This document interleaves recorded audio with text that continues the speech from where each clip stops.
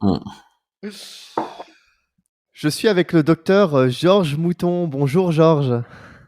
Bonjour Liron, Je bonjour. suis vraiment très content de te recevoir dans l'émission Génération 120 ans. Tu es un spécialiste en médecine fonctionnelle et spécialiste surtout dans le microbiote.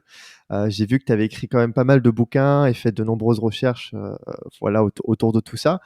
Aujourd'hui, dans cet épisode, j'aimerais découvrir avec toi un peu plus le monde de la médecine fonctionnelle. Pour commencer, qu'est-ce que c'est? C'est quoi les différences avec la médecine conventionnelle? Et puis ensuite, rentrer dans le vif du sujet avec un sujet qui te passionne, qui est le microbiote, qui est en fait un grand sujet en soi, hein, et qui est aujourd'hui quelque chose, on va dire, à la mode, entre guillemets, alors que toi, tu étais quand même assez précurseur à ce niveau-là. Donc voilà, j'aimerais pouvoir découvrir le rôle du microbiote, le lien entre le microbiote et maladie, les effets de l'environnement et ce que l'on avale sur notre microbiote, et de ce que l'on avale sur notre microbiote, comment avoir un bon microbiote et l'optimiser. Est-ce qu'on peut se soigner en améliorant son microbiote? Et peut-être terminer avec des perspectives comme, j'en sais rien, la médecine personnalisée appliquée au microbiote et d'autres choses potentielles. Voilà un peu l'idée sur laquelle j'aimerais évoluer. Donc, c'est un gros programme en perspective. Oui, il y a du Mais voilà, boulot. je suis très ravi encore une fois de pouvoir discuter avec toi. Est-ce que ça te va tout ça, Georges? Oui, oui, mais d'abord, merci d'avoir pensé à moi pour faire un podcast. Je pense que tes podcasts sont appréciés, mais bon, il va falloir que je me montre à la hauteur de l'événement. Donc, voilà, je Sans suis pression. bien concentré, je suis à jeun, j'ai quand même un petit reste de ma dernière tasse de café de la matinée, de l'eau, donc je pense que je vais survivre. Donc, Ok, voilà, parfait. De toute on peut y façon, aller. je t'ai à l'œil, je te surveille. Est-ce que pour commencer, Georges, tu pourrais te présenter auprès de la communauté? Bon alors, j'ai 66 ans, pas encore tout à fait, mais j'y arrive, et je suis né à Port-au-Prince, Haïti, de parents expats. Mon père travaillait pour les Nations Unies et donc, comme ingénieur agronome, il était à Haïti pour développer l'agronomie paysanne. Et donc, voilà, je suis né là. Ce dont je suis très fier, mais je suis belge de nationalité et luxembourgeois de résidence. Donc je te parle ici de ma maison dans le nord du Luxembourg, au milieu d'un très bel endroit, en pleine nature, dans un parc naturel, et la vue que j'ai ici de ma fenêtre, en plus il fait très beau, est absolument phénoménale, et c'est bien pour ça que j'ai choisi de vivre ici. Donc ça, c'est ma vie privée, on va dire. Ah oui, j'ai un chien et un chat assez exigeants. J'espère qu'ils n'interviendront pas trop. Le chien, c'est Goliath, et le chat, c'est Oxo. Bon, ça, c'est incontrôlable, hein. Bientôt. S'il y a des perturbations, adresse-toi à eux, je t'avais prévenu. Bon, et alors, donc j'exerce depuis 37-38 ans, donc ça ne date pas d'hier. J'ai commencé par faire la médecine allopathique purement, comme tout médecin généraliste. Je n'ai pas voulu faire de spécialité parce que je voulais plus être à l'hôpital. J'aurais pu, j'avais les grades, mais je n'ai pas choisi ça. Puis voilà, je voulais fuir l'hôpital, qui est un milieu qui ne me convenait pas émotionnellement, ou même peut-être, je dirais presque claustrophobiquement, hein. Voilà, je le sentais pas. Et donc j'ai fait la médecine générale, parce que voilà, j'avais envie quand même d'explorer ça. J'ai eu quelques belles satisfactions, puis commencé à tomber dans des échecs de répétition, de devoir faire des antibiothérapies tous les mois, des gosses, etc. Je me suis dit, ben, il y a quand même quelque chose là qui ne colle pas. Pourquoi est-ce que, bon, chez certains, voilà, ça marche, et puis je me souviens d'un cas où tous les mois il y avait une angine que je traitais avec des antibiotiques, puis l'angine revenait un mois après. Bon, Hmm. et puis là j'ai pensé à faire une prise de sang, et ça a été vraiment le démarrage du schéma thérapeutique que je suis depuis, qui était en fait de la médecine fonctionnelle avant son temps. Et donc là, on parle quand même de la fin des années 1980, donc Mmh. c'est vieux. Mais alors, j'étais aussi athlète, entraîneur, puis coach, puis dirigeant d'athlétisme, donc ça m'a beaucoup influencé. Donc j'ai fait 15 ans de médecine du sport à fond les manettes, hein, c'est un peu le cas de le dire. Beaucoup de sports individuels, de très haut niveau, des grands sports individuels. Et j'ai dû mettre fin à ça peu après l'affaire Festina. Il y a quand même eu énormément de problèmes pour les médecins. Je ne sais pas comment on peut encore être médecin du sport aujourd'hui. Et de ce que j'entends dire, ils sont un peu dans la bobologie, mais il n'y a plus personne qui ose vraiment faire une médecine du sport à proprement parler, ou alors, on ne sait pas, c'est peut-être un peu derrière le rideau. Donc j'ai changé ma vie après le tournant du siècle, et donc j'ai fait 20 ans à Londres. Et déjà dans les années 90, probablement au milieu des années 90, je mettais médecine fonctionnelle sur ma carte de visite. Mmh. Et donc, mais ce qui est bien avec la médecine du sport, c'est ça développe l'état d'esprit de champion, comme on voit dans le quatrième de couverture de ton livre. Donc voilà, moi, c'est un défaut peut-être. Hein. Moi, quand je fais un partenariat en médecine fonctionnelle avec un patient, je veux que ce patient-là devienne le champion de ses objectifs, de sa sphère à lui. Hein. Il n'est pas question Mmh. ils sont même parfois totalement sédentaires, ce que j'accepte. Je ne suis pas là à les fouetter pour qu'ils se mettent à courir.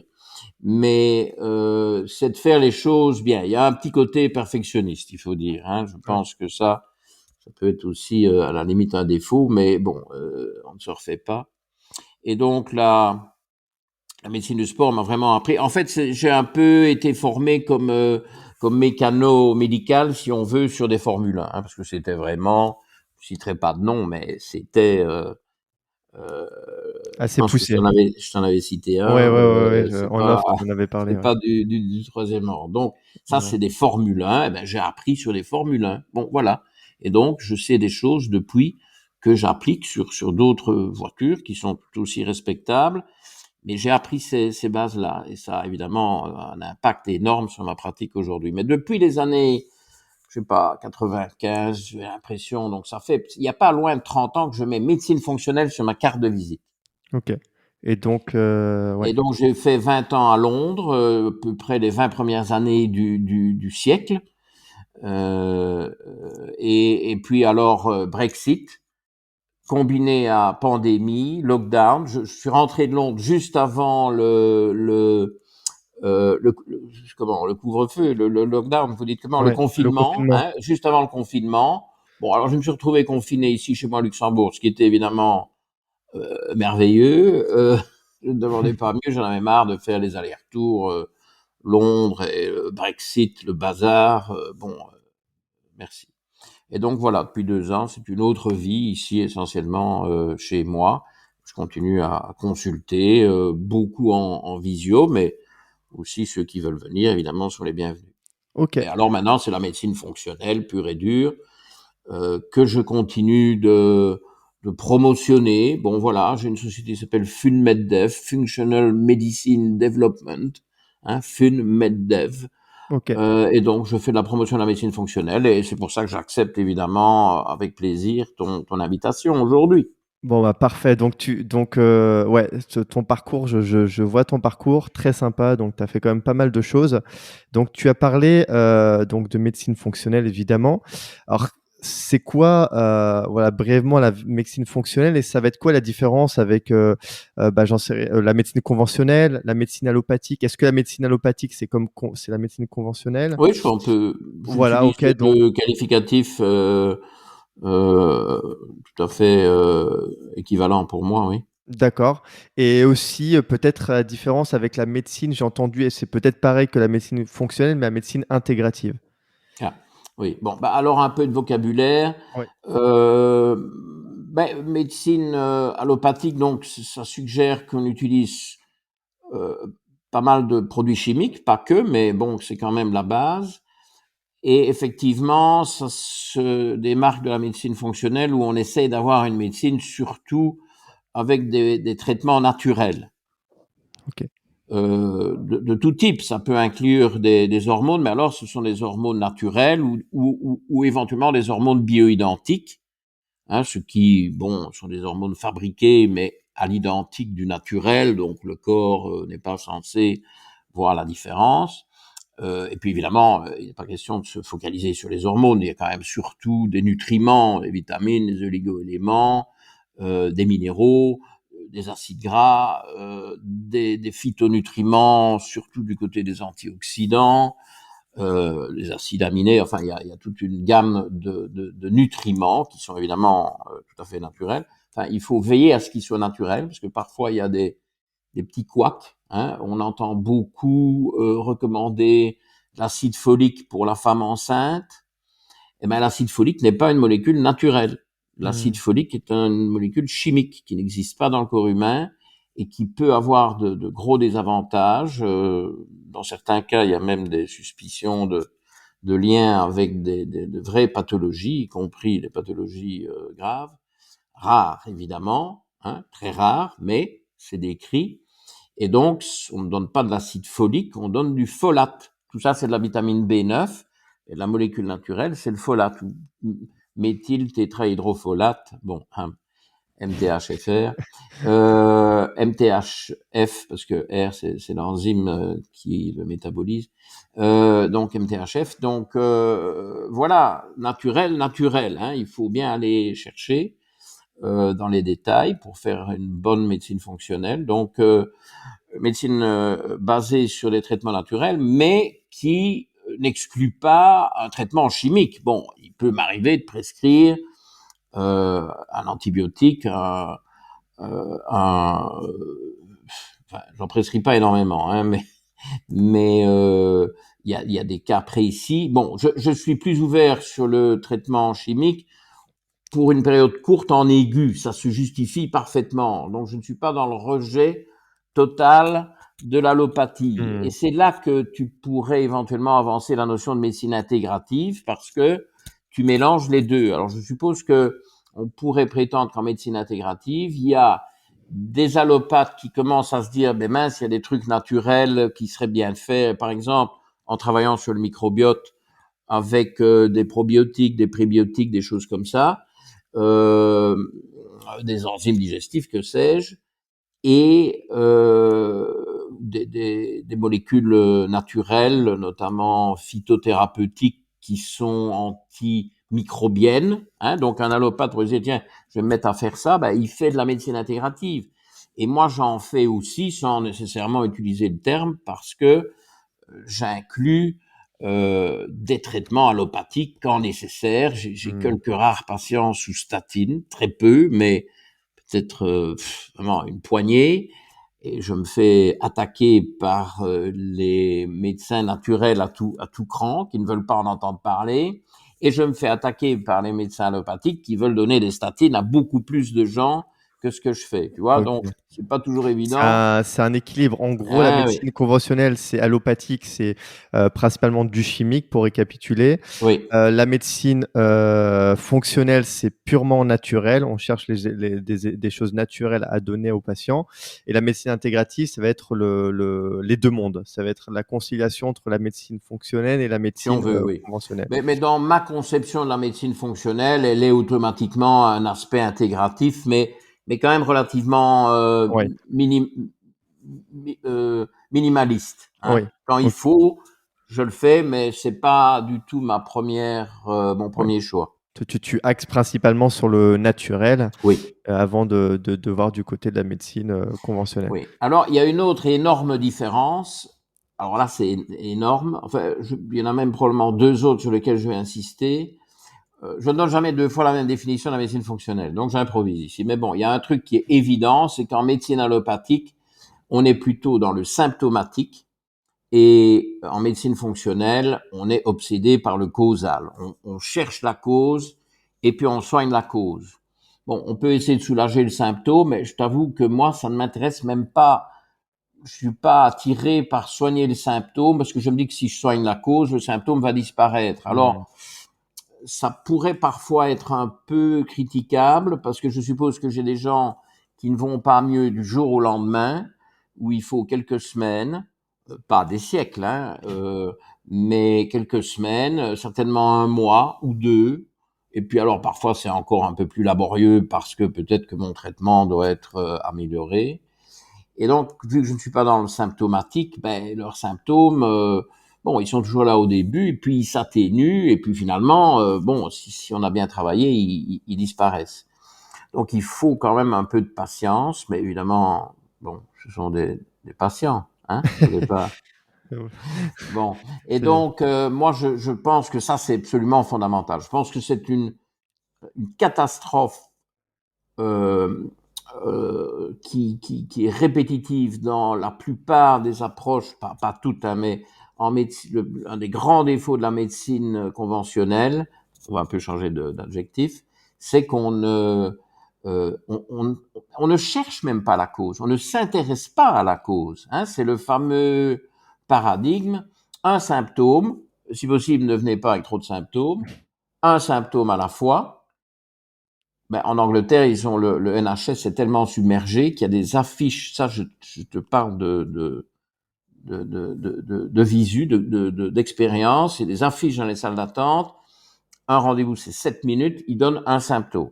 Ils Ah ne oui, peuvent pas présenter deux problèmes. d'accord. Alors que le patient, il ne sait pas si ces problèmes sont liés ou pas. Donc, ils doivent choisir. Ah non, ça, vous revenez, vous prenez un autre rendez-vous. Mmh. Ouais. Donc, un symptôme, un diagnostic, avec cette espèce d'obsession du diagnostic de la médecine conventionnelle que je réfute, parce que mettre une étiquette, un mot là-dessus, hein, bon, parfois, évidemment, ça coule de source, mais dans les cas complexes, chroniques, etc., bon, qui est essentiellement ce que je vois, moi, un diagnostic, docteur Mouton, c'est quoi votre diagnostic? Ben, écoutez, moi, je n'ai pas de diagnostic. Il y a plein de trucs qui dysfonctionnent, hein, médecine fonctionnelle, ça dysfonctionne. Ben donc, on va régler tout ça un par un, enfin, et tous en même temps, idéalement, hein, de front. Alors, un diagnostic, bon, moi, j'ai pas de diagnostic. Bon, ceci dit, il y a des gens qui ont une thyroïdite auto-immune, qui ont une pathologie bien définie, qui est reconnu par tout médecin, et moi y compris. Mais je trouve qu'il ne faut pas se limiter à ça. Et donc, un symptôme, un diagnostic, un médicament chimique. Bon, mais ça c'est une illusion. Ce n'est pas du tout la vie réelle, ça. C'est un paradigme créé toute pièce pour rendre la vie du médecin plus facile, mais ça n'aide pas beaucoup le patient. Sauf peut-être dans certains... Bon, eh oui, on a une angine blanche, comme on dit. Bon, on a mal à la gorge, on regarde dans la gorge, il y a des plaques blanches. Bon, on donne de la pénicilline. 3 jours après, on est guéri. Bon, ça je veux bien, mais bon, forcément, ça, ce sont des choses qui restent vraies de nos jours, quoique il y a moins d'angine blanche que dans le temps, on ne sait pas pourquoi. J'ai appris ça avec la pandémie. Bon, apparemment, la niche écologique du streptocoque, voire du staphylocoque, a été envahie par le coronavirus, et ce n'est plus tout à fait la même clinique qui a un certain nombre d'années. Enfin bref. Donc voilà, ça c'est une autre grande différence entre les deux types de médecine, Mmh. OK. symptomatique, causale. Et pour moi, le succès, l'espoir, l'avenir, c'est de travailler en causal, parce qu'en symptomatique, si tu ne connais pas la cause, tu risques d'avoir toujours de nouveaux symptômes qui apparaissent, et à chaque fois tu ajoutes un médicament. Donc les gens plus âgés sont polymédiqués, ce qui leur bousille le foie, le cerveau. Enfin, je veux dire, il y a une Ouais. erreur de paradigme là qui me paraît, à moi, évidente. Ouais, c'est que tu es pas contre, donner des médicaments, mais dans certains cas et peut-être, au début pour traiter quelque chose de particulier. Mais, l'idéal, c'est vraiment d'avoir une approche holistique et de voir les choses comment on peut faire de façon globale pour améliorer, le symptôme en soignant la cause, en trouvant la cause. Oui, C'est exactement. Et ça? en fait, j'ai un très bon exemple qui me vient à l'esprit. Euh, il y a un médicament miracle qui est disponible depuis pas mal de temps, hein, mais que je n'avais pas à ma disposition quand j'ai commencé à pratiquer. Donc, c'est apparu, bon, j'aurais du mal à dire quand, mais il y a plus de 20 ans, je dirais, euh, pour soigner les ulcères Mmh. gastriques ou duodénales, et qui sont les inhibiteurs de pompe à protons, les fameux IPP. Oméprazole, tous les machins qui se terminent par prazole, bon, voilà, c'est des IPP. Alors, c'est un médicament miraculeux qui guérit l'immense majorité des ulcères en 1 mois ou 2. En OK. général, on prescrit 2 mois, on vérifie, l'ulcère est guéri. Donc ça, c'est un médicament génial. Et quand c'est arrivé, ben, c'était une révolution. Parce qu'il y avait des ulcères, on avait toutes les peines du monde à les guérir. On disait que c'était le stress, et puis on a parlé d'une bactérie, Helicobacter pylori, etc. Toujours est-il que le médicament, boum, l'ulcère est guéri parce que le médicament stoppe la production d'acide gastrique, et donc la plaie, hein, qui est béante, qui est vraiment un ulcère. Je crois que les gens comprennent le terme, parce qu'on peut avoir des ulcères aux jambes, qui sont apparents, hein, qui sont au niveau de la peau. Et donc la plaie, si on veut, qui est interne évidemment, estomac, duodénum, guérit. Mais ce médicament aujourd'hui fait l'objet d'abus invraisemblables à mes yeux, parce que comme il supprime l'acide gastrique, hein, il le Mmh. décapite. Tous les gens qui ont ce qu'on appelle le brûlant, en termes vulgaires, le reflux gastro-œsophagien avec euh, donc des remontées acides, il y a tout un tas de symptômes qui peuvent aller jusque là, tout d'ailleurs, parce que quand ça remonte, ça peut irriter aussi les voies respiratoires. Donc c'est l'acidité, voilà, les gens se souffrent d'acidité. Eh ben, on leur donne des IPP, des inhibiteurs de pompe à protons, et donc on soigne le symptôme, et ça marche évidemment. S'il n'y a plus d'acide, il n'y a pas d'acidité. Le problème, c'est que si l'estomac secrète de l'acide, ben, c'est pour quelque chose, c'est pas là par erreur, Oui. hein. Il n'y a pas Oui, beaucoup d'erreurs dans notre construction humaine. Et il n'y en a pas du tout probablement, hein, parce que ça s'est affiné, bon, ça remonte loin, et donc la machine, pour moi, est absolument parfaite. Il faut donc la respecter et pas l'agresser. Et donc, si on a de l'acide gastrique, c'est parce que c'est indispensable pour bien digérer et pour justement, ça nous rapproche un petit peu du microbiote, pour tuer les envahisseurs, les levures, les bactéries pathogènes, etc. L'acide gastrique est indispensable. Si on ne filtre pas, on est envahi de tout ce qui a poussé sur la nourriture, qui évidemment n'est en rien stérile. L'acide gastrique stérilise notre nourriture dans une large mesure, et donc c'est vraiment le point de départ d'un microbiote sain. Et de la digestion. On ne fait pas digérer des protéines sans acide gastrique. Et il Mmh. faudrait quand même s'en rendre compte une fois pour toutes. Et donc, qu'on soulage ces gens qui ont parfois très mal, hein, avec ce reflux à des IPP, le temps de comprendre pourquoi il y a toute cette inflammation, toute cette pathologie. D'accord, mais non, moi je vois les gens qui sont mis sous IPP à vie. À vie? À vie. Com Ils n'arrêtent jamais parce qu'il n'y a pas de recherche causale, et donc il n'y a pas d'autre solution. Et donc s'ils les arrêtent, ben, les douleurs reviennent. Elles reviennent même encore plus agressif, parce que le corps est bien fait. Quand il n'a plus pu faire d'acide gastrique et que le blocage est levé, eh bien, il y a une surproduction d'acide, et donc c'est encore pire au début par un effet rebond. Donc voilà. Maintenant, c'est pas le moment d'expliquer exactement toutes les causes possibles, et c'est vrai qu'il peut y avoir des causes mécaniques, éventuellement alors on peut envisager de corriger aussi. Bon, ça, les gastro-entérologues le font éventuellement, mais c'est des causes justement liées à l'écosystème intestinal, au microbiote, à l'inflammation de la muqueuse digestive. Bon, ça, eux, ils connaissent pas trop, ils ne s'aventurent pas trop, et donc personne ne cherche. Moi, je, je, je n'ai de cesse que de sevrer mes patients en IPP.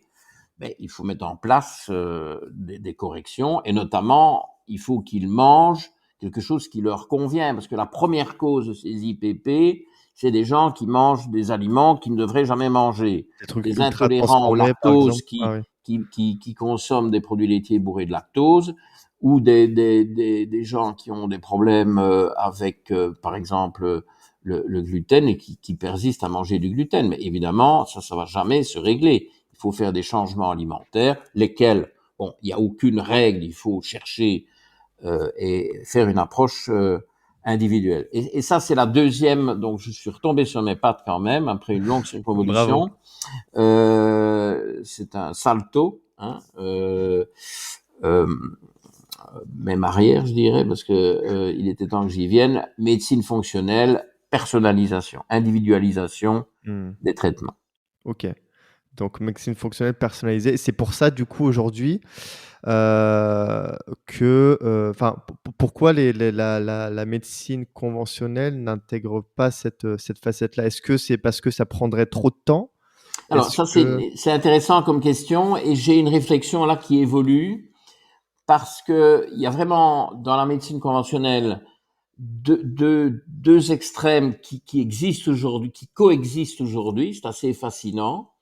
Il y a toutes les pathologies courantes, etc. C'est vraiment, on va faire un peu du franglais si tu veux bien, c'est vraiment du box ticking, c'est cocher des cases. Hein. Bon, c'est binaire, c'est ça ou c'est pas ça. Ah, si c'est pas ça, alors éventuellement il y a une arborescence, hein, et on continue à faire du binaire, et puis voilà, on tombe sur la soi-disant bonne case, on coche, il y a un diagnostic et il y a un médicament. Euh, Pas du tout individualisé, pas du tout. C'est à la limite, on se demande pourquoi ils voient les patients. Hein. Il y a un algorithme, bam, et c'est tout. Et donc, pour comme exemple de manque d'individualisation, je crois qu'on fait pas mieux.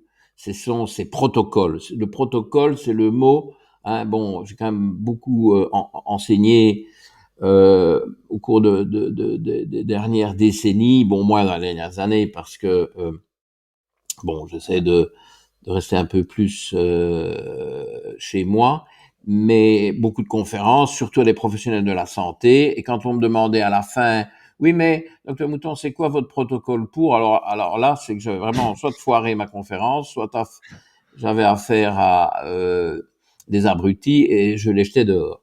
Enfin bon, euh, de entre façon guillemets, hein, parce que oui, je n'ai jamais fait ça non plus, mais j'étais très fâché. Donc protocole pour moi est un mot prohibé. Ça me rend vraiment fou, parce que oui. ça implique qu'il y a quelque chose de répétitif. Donc, si vous voulez, on explique pendant 2 heures un sujet, et puis à la fin, les gens, bon, ben, ils veulent pas réfléchir, ils veulent pas utiliser ce qu'ils ont appris, ils veulent quand même un protocole, comme ça, c'est bien. Mais ça, c'est parce qu'ils ont été complètement formatés à l'envers. Le médecin ne doit pas réfléchir comme ça. Moi, j'ai fait 7 ans de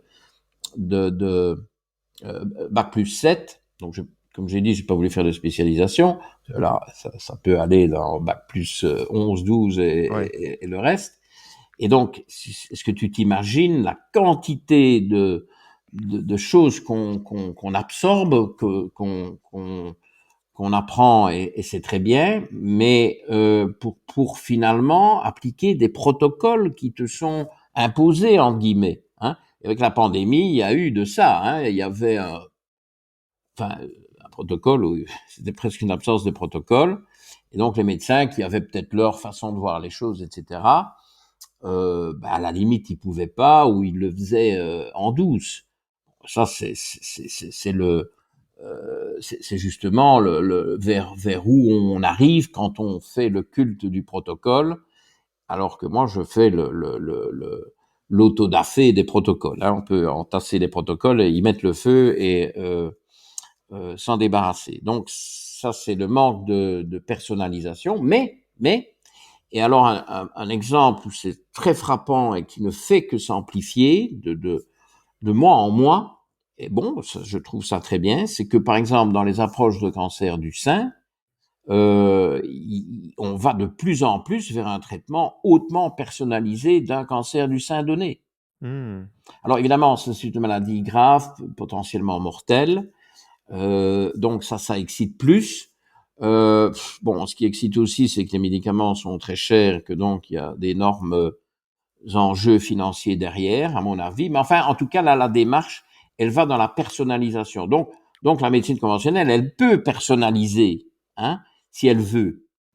Elle peut, ouais, mais voilà, c'est encore une fois, c'est manque de temps et c'est aussi peut-être la question de facilité aussi. C'est se dire: «OK, c'est Mais je pense rassurant, j'ai qu'on le». a transformé les médecins en machines qui font beaucoup de paperasse, qui doivent voilà voir les patients rapidement. Euh, mais, mais tous ces aspects-là, mais qu'on le confie à des ordinateurs, Ouais. tu vois. Et avec l'intelligence artificielle sur laquelle je ne m'avancerai pas parce que je pense que je suis particulièrement nul et que j'ai affaire ici à quelqu'un qui s'y connaît, me semble-t-il. Mais je veux dire, si mais ces ordinateurs vont faire le job. Alors, je sais pas qu'on mette des ordinateurs et que le médecin soit là, tienne la main du patient et lui demande quelles sont ses émotions positives et négatives ou leur fasse lire ton livre. Ça, oui. Mais je veux dire, pour que le médecin se mêle d'appliquer un protocole, quelle est la valeur ajoutée humaine du médecin, de ses études qui sont quand même longues, et de sa carrière et de son expérience? Ouais. Qu'on m'explique, Mmh. Ouais, tu c'est vois? dommage quoi. Il y a un Mais côté, c'est c'est dommage. aberrant. Les médecins sont parmi, pas exclusivement, mais sont parmi les gens qui ont les formations les plus longues et à qui on fait absorber la plus grande quantité de matière, hein, parce que c'est quand même, d'ailleurs, bon, moi j'ai toujours dit qu'apparemment on les sélectionnait plus sur la mémoire que sur l'intelligence, ce qui moi me dérange. La Ouais. mémoire, c'est bien joli ça, maintenant qu'il y a des ordinateurs. Enfin, à l'époque, il n'y avait pas d'ordinateur quand j'ai fait mes études, hein, je peux te dire. Enfin, s'il y avait des ordinateurs IBM, mais on n'avait pas accès. Ouais, c'est pas la même chose. Mais donc, c'est dommage que ce soit la mémoire qui soit la plus importante. Il faudrait que ce soit l'observation. La Euh, curiosité, oui, l'interrogation. oui. Et puis alors, il faut évidemment se tenir aussi un peu à jour, lire des actualités scientifiques, etc. Et pas que celles proposées par les firmes pharmaceutiques, parce que ces mises à jour là, hein, ces updates là pour refaire du franc-anglais sont quand même extrêmement biaisés, étant donné qu'il y a des conflits d'intérêts gigantesques. Hein. C'est quand même bon. Les conflits d'intérêts atteignent tout dans tout. Hein. Il n'y a aucune exception aux conflits d'intérêts. Mais évidemment, plus il y a d'argent en jeu, Mmh. plus ils peuvent être lourds. Et il y a quand même beaucoup plus d'argent en jeu dans la médecine conventionnelle que dans la médecine fonctionnelle. Hein. Ouais. Donc, Ouais, tout à plus il fait. y en a, plus c'est un problème épineux. Moi, j'essaie dans mes vidéos, puisque j'ai à peu près 120 vidéos sur ma chaîne YouTube, des petites vidéos d'une petite demi-heure. Il y en a certaines que je consacre à l'examen d'une publication scientifique où j'apprends à ceux qui suivent mes vidéos à chercher un peu dans l'article, voir bon quels sont les auteurs, est-ce qu'ils viennent de différentes universités, est-ce que ce sont des universitaires, quand même un gage d'une certaine, c'est pas indispensable, mais et puis alors d'aller tout de suite voir à la fin de l'article en caractère microscopique quels sont les conflits d'intérêts, et s'il n'y a pas de conflit d'intérêts déclaré, si la rubrique n'existe pas, il faut même pas lire l'article, il faut le mettre à la poubelle. Et Mmh. puis bon, C'est super intéressant ça, ce que tu fais, parce que c'est vrai que, sous couvert de c'est un article scientifique, on apporte tout de suite une certaine crédibilité, alors qu'en fait, oui, il y a faut être il perspicace, il c'est faut être faut, beaucoup plus persévérant et beaucoup plus dans l'analyse et l'esprit critique parce que, oui, bah, il y a tout ces à fait. questions de qui c'est qui sponsorise, l'article? Oui. Qu'est-ce qu'il a écrit? Comment a été fait l'expérience? Enfin, il y a quand même pas mal de choses qui on pourrait être en fait, on peut faire, dire n'importe quoi avec, Oui, beh, de toute n'importe quel façon, papier. c'est encore plus simple que ça. Si tu vas sur PubMed, hein, où il y a, je sais plus, on doit être près de 30 millions, aux alentours de 30 millions d'articles, donc médicaux, hein, scientifiques, médicaux. Bon, ça déborde, hein, il y a la médecine vétérinaire, etc. Mais c'est quand même là que tous les articles médicaux se trouvent. 30 millions, tu vois le genre. Ouais. Je te certifie, tu me désignes un thème. Ben, on a parlé des IPP. Je vais te trouver les articles qui vilifient les IPP, parce qu'il y en a pas mal, et donc forcément, je me base un peu là-dessus aussi pour les critiquer, mais il y en a aussi qui les encensent. Bon, ben, forcément, tu vas trouver tout et son contraire. Donc, selon ce que tu... Ben, écoute, c'est la même chose que les statistiques sur la pandémie, hein. Tu pouvais prouver tout et son contraire selon la sélection des articles que tu faisais. C'est ça, Et donc, on trouve ce que l'on veut trouver, voilà. quelque Tu part. veux prouver A, tu prouves. Entre guillemets, hein, prouve. Mais tu veux prouver B, c'est-à-dire l'inverse, tu vas prouver aussi. Bon, c'est facile, c'est même pas compliqué, tu fais ça tout de suite. Donc, le lecteur ou l'auditeur, en podcast, je dois dire auditeur, je ne vais pas trop dire lecteur, doit être vigilant, comme tu dis, et avoir un esprit critique. Et alors, dès qu'il y a des conflits d'intérêts, ben, écoute, le professeur Raoult, qui peut avoir certains aspects critiquables. Bon, je suis pas nécessairement 100% en ligne avec lui, mais qui est quand même un scientifique de très très très haut vol, qui a un nombre de publications gigantesques, disait récemment que le fait de savoir qui avait sponsorisé une expérimentation permettait de prédire le résultat. Bon, alors, est-ce que ça vaut même la peine de lire ces articles? Non, non, il ne faut pas les lire. S'il y a des conflits d'intérêts aussi flagrants, il ne faut pas les lire. Mmh. Il je sais pas, il faut écouter l'avis de gens ou de médecins ou de patients qui ont des réussites ou des plaintes. Non, le bouche à oreille est encore plus fiable que bon, là, et la corruption remonte au niveau des journaux médicaux, etc. C'est un problème monstrueux qui, heureusement, en médecine fonctionnelle, est quand même fortement atténué, mais qui n'est pas absent. Hein. Il y a Ouais.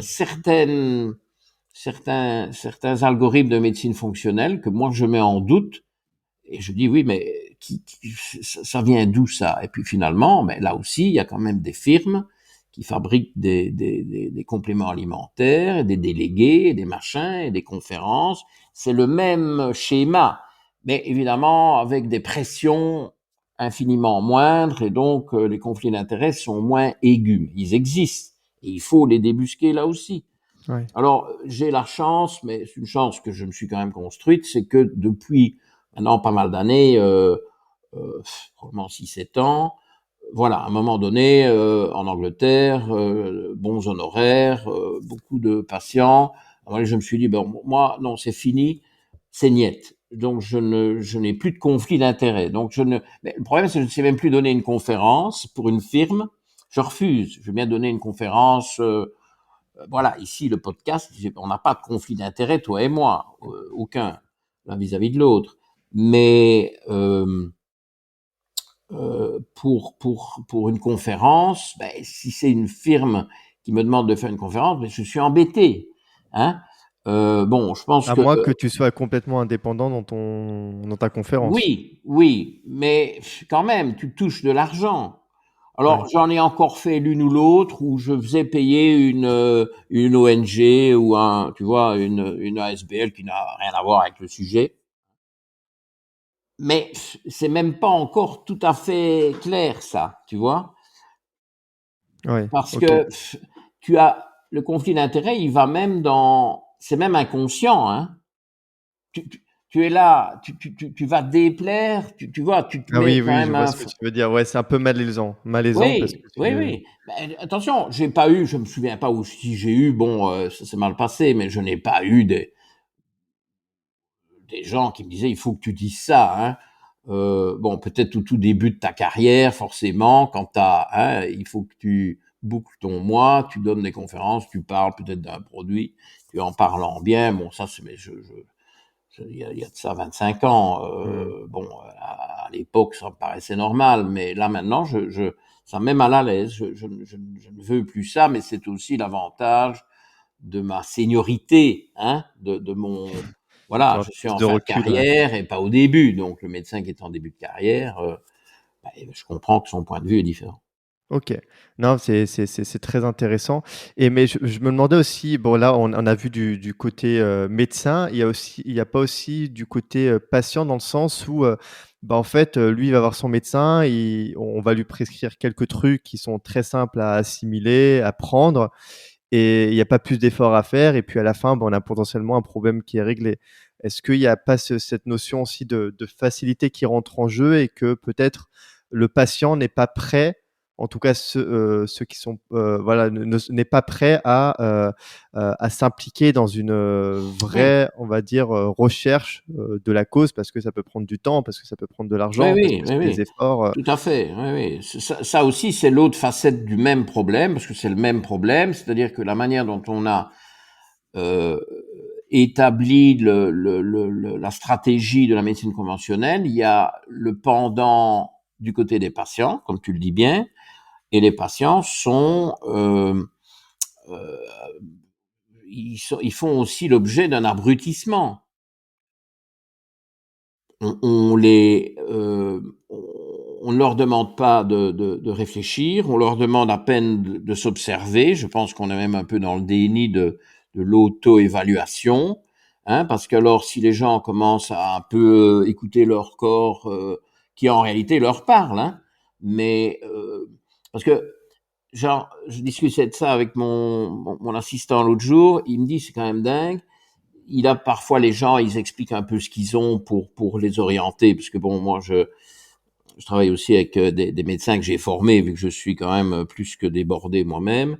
Donc, on travaille en équipe, et alors pour choisir le collaborateur qui convient mieux, il essaie d'avoir un petit peu d'éléments comme ça basiques pour savoir s'il y a un médecin qui conviendrait mieux ou une collègue qui conviendrait mieux que l'autre.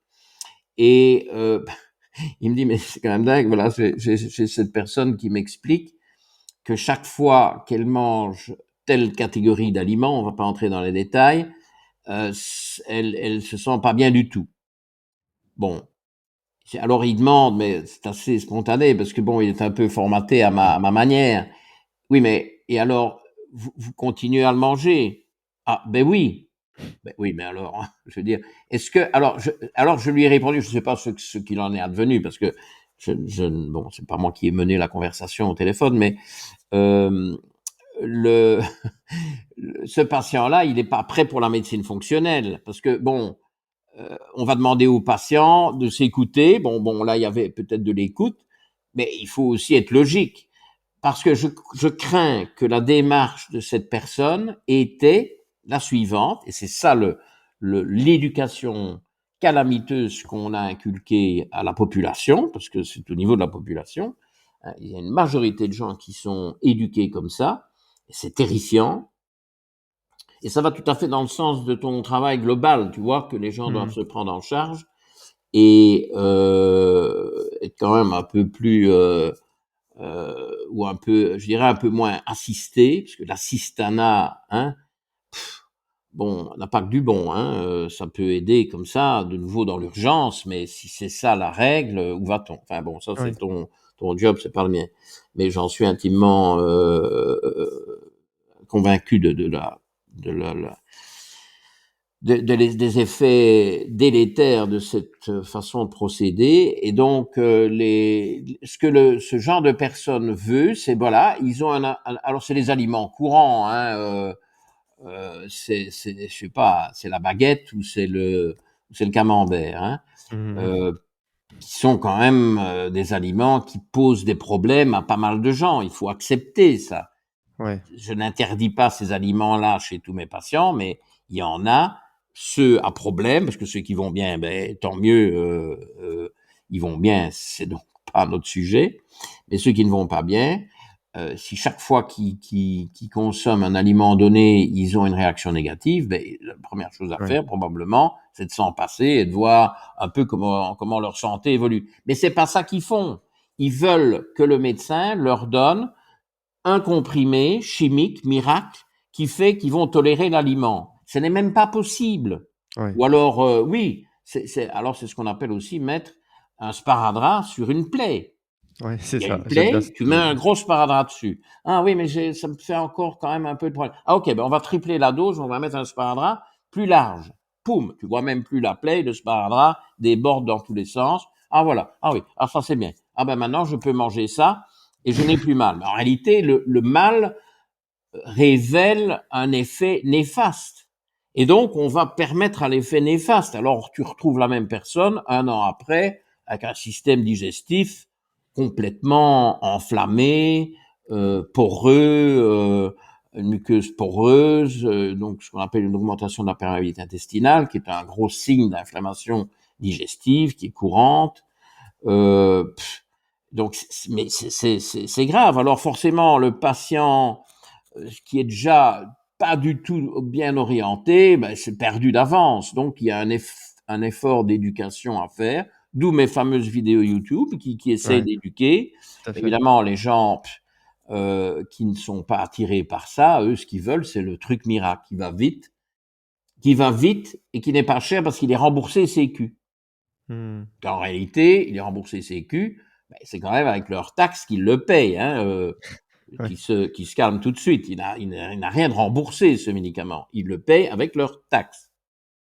Maintenant, ils peuvent se dire que c'est peut-être d'autres qui payeront plus s'ils payent plus de taxes. Bon, ça, c'est une autre paire de manches. Mais, enfin, voilà. C'est comme tu dis, oui, le patient fait partie du problème, évidemment. Mais, les gens qui sont attirés par la médecine fonctionnelle ont dépassé ce stade-là. Ils se disent, oui, bon, c'est pas comme ça que les choses vont. Alors moi, je renvoie toujours à des analogies avec les bagnoles.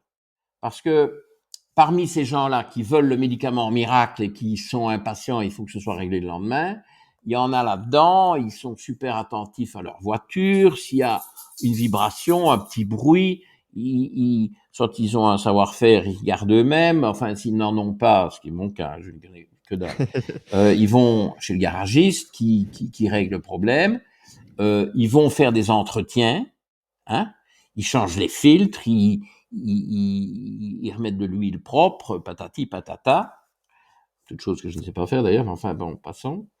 Et mais c'est pour ça qu'il y a des garagistes. Et donc ils gèrent leur voiture, mais pourquoi est-ce qu'ils ne gèrent pas eux-mêmes de la même manière? Une autre analogie que je donne souvent, c'est les toits avec des tuiles, ok? Il y a une tempête, il y en a eu pas mal.